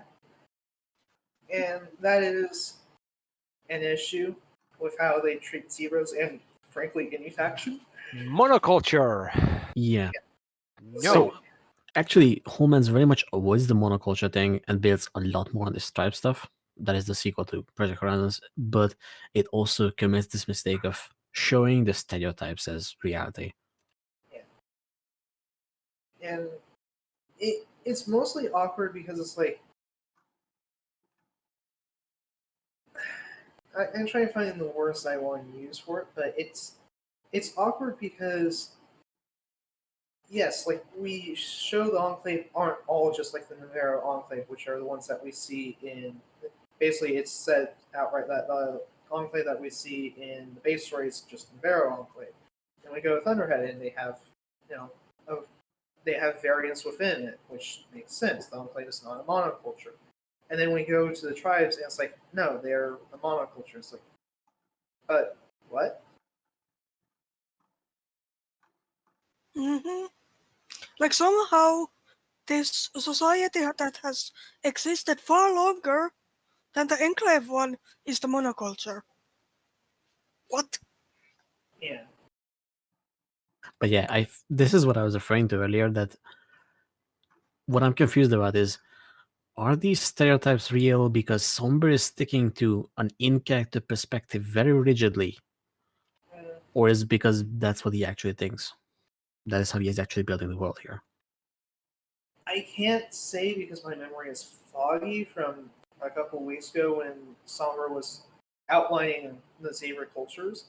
And I want to say it is just a fault of their writing, and like the way they talk is just like these different cultures value different things, which results in a common trend. But then in the writing, they make it so it's a stereotype instead that is proven true. And it's I think it's just they're not getting it. They're not getting through the fact that there's more to this culture in their writing, and their world building documents should be a bit more integrated so people understand what's going on. Yeah. I did have extended discussions about this with Gear, but that's really enough for this episode. I think we're getting a little off topic again. Yes. Yeah. Just going too deep into one topic, whatever. Yeah, we can talk more about Zeus in different episodes. Yeah. Yes, we shall. soon, DM. Well, time. All right.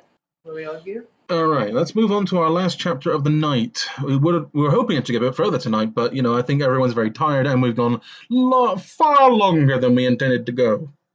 My brain is melting. Don't worry, mine is too. It's on fire. I can feel the flames. Yeah, it is pretty warm.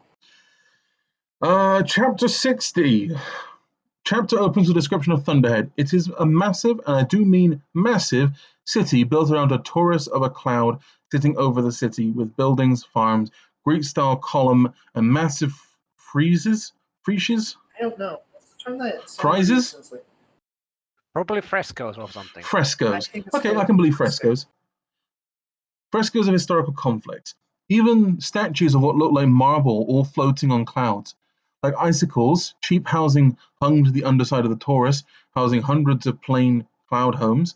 The whole place resembles a horizontal wagon wheel with ice hanging off the perimeter. They parked the airship under in Glory's family home. Clancy's are fucking weird, okay? We meet more of the brood that Glory is from, and they're all different socially, physically. They're all different socially. Physically, they are all that grey Pegasus mare.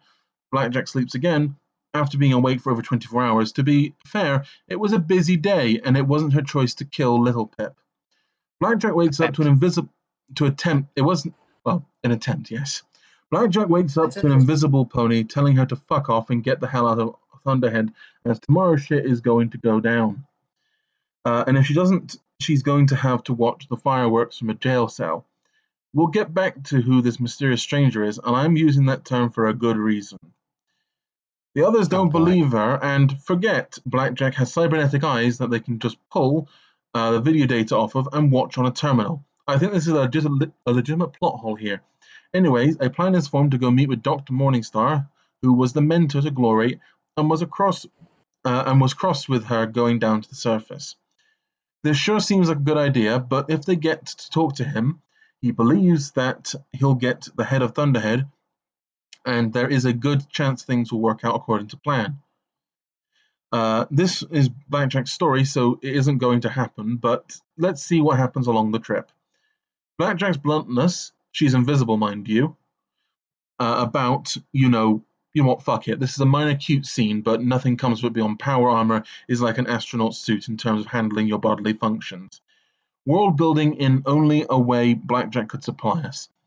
With the Enclave being reclusive and hiding the surface from the world, making a cartoon out of the FOE cast and PH's cast is a weird choice. And now we have to deal with the notion of FOE has an animated series in the Fallout universe, with a book of Pip being published after that.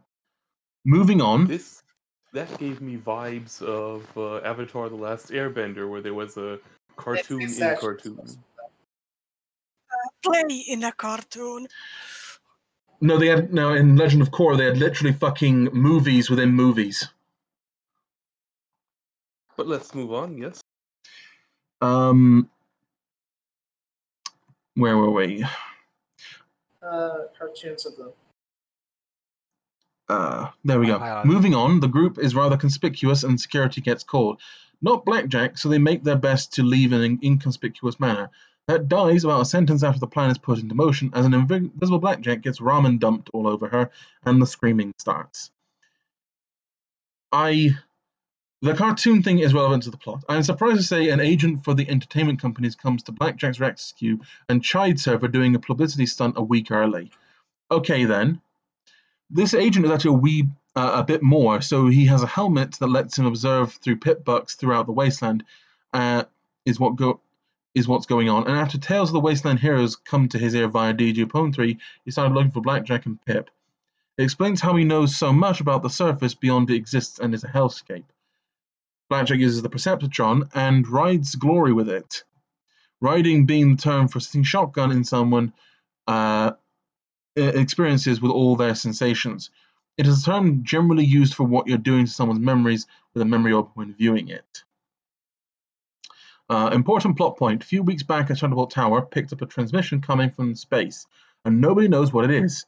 Interestingly, It would time up with Project Horizons pinging the surface for EC Level 1 to give it the go-ahead and would have fired remotely if she hadn't gotten a pip bug to talk to a terminal about receiving said pings.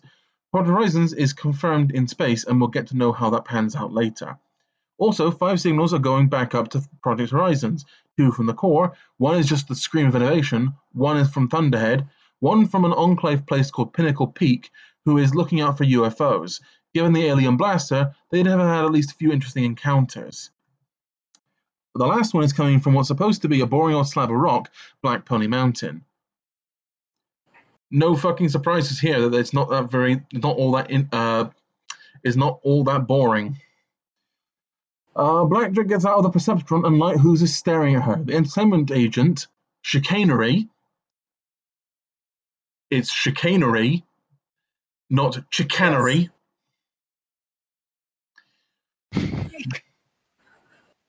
Is Lighthooze's brother.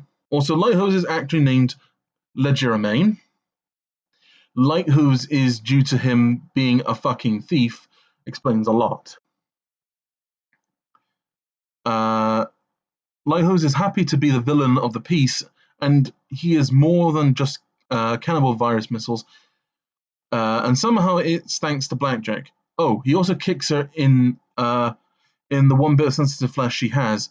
Low blow, Lighthooze. Low blow. He starts beating Blackjack to death with his power armor, making certain she can't concentrate and actually retaliate against him, as he knows that would mean his death and failure of his plans. Smart, evil pony. Actually smart, evil pony. Yes, I will give Lighthooze so much praise. This is what you were supposed to be. Dawn shows up, kills the city leader, and throws her head at Blackjack after she wakes up in the middle of the night and feels something is wrong. Nobody hears her, can wake up, nor can Blackjack speak. Yeah, shit hit the fan hard. Well, that was a chapter. That was a fun chapter, in my opinion. There were some actually really fun scenes in that.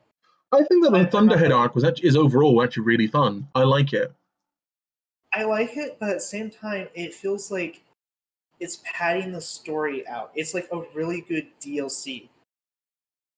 Yeah, basically the Enclave DLC, and I love that he fleshed out the Enclave like this, but when the huge meander.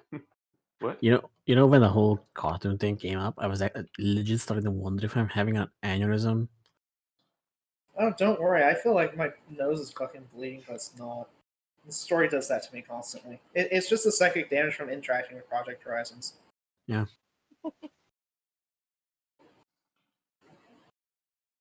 But yeah, no, I that chapter is actually a legitimately fun chapter. I honestly have no issues with it as far as I can remember. Like, nothing that we haven't mentioned before, obviously. Yeah, and I like Chicanery. I think Chicanery is a fun character. I like him as a character. I'm just really irritated that no one outside of the Anglosphere can say his name correctly because it's not Chicanery. Chicanery? It's Chicanery. Kentucky Fried Chicanery? Chic. So I'm going, you know what? I'm going to just say this. Sometimes you put in jokes in something that's only for you. I'm the only person who knows that joke. It's for me. It makes me happy.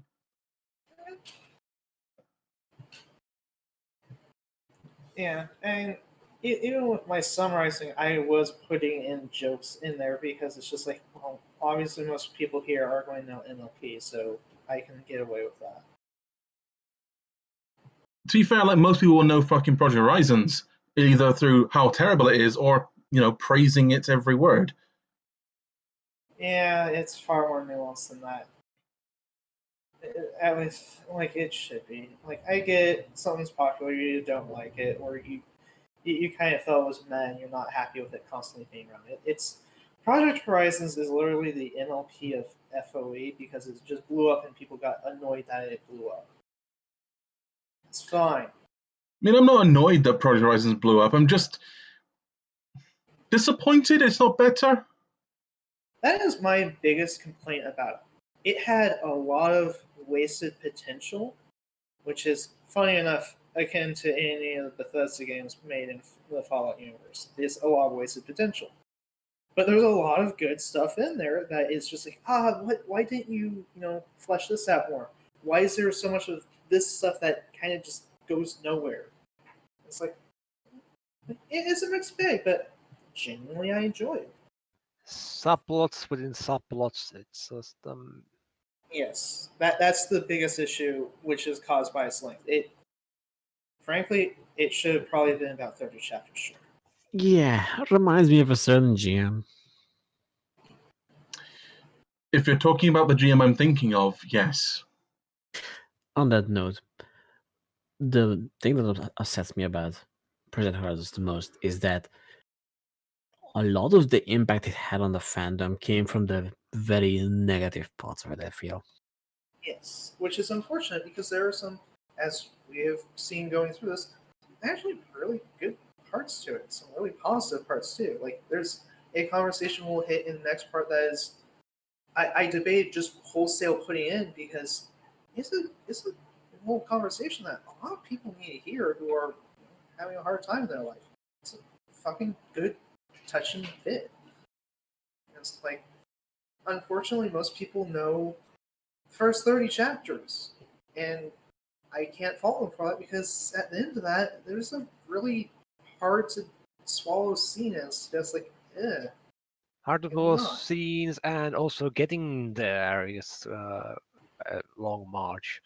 It's it is. And to get through chapter 33, I'd say you probably have about half of the original story in chapter length. Personally, I feel like the stuff about the zebra types, if you handle it a bit different than Sombra does, it has a whole lot of world building potential. Yes, which is my view on as well, which is why I took it and decided to start tweaking it. Because it's like, here's a good framework, here's a good foundation. It needs to go further because where it is right now is not ideal. Not very well thought out, Yeah. good I- bits there and there. Yeah. or not well presented.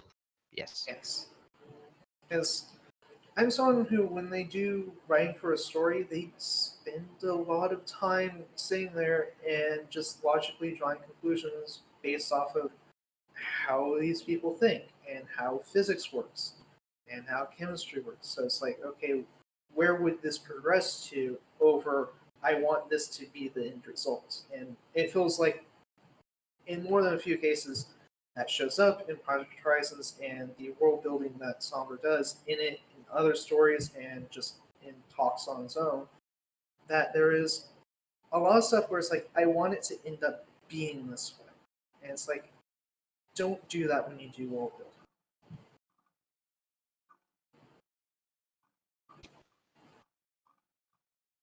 Mm-hmm. But yes, we'll finish the Thunderhead arc next time. Thankfully, is technically only 3 more chapters, I think. Yeah, Yeah. 61, 62, 62 again. Honestly, I think this is a good place to end it because it is kind of a cliffhanger for the moving to the next parts. But And I believe someone does need to sleep at this point. yes. So this has been Post-Apoc Horse Talk. I've been your host, Gantages. These are my co-hosts, BG and Nexus of Concordia. And my guests tonight have been Sour Cherry, Whack, and Moonlight Grimoire. Until next time, stay sane.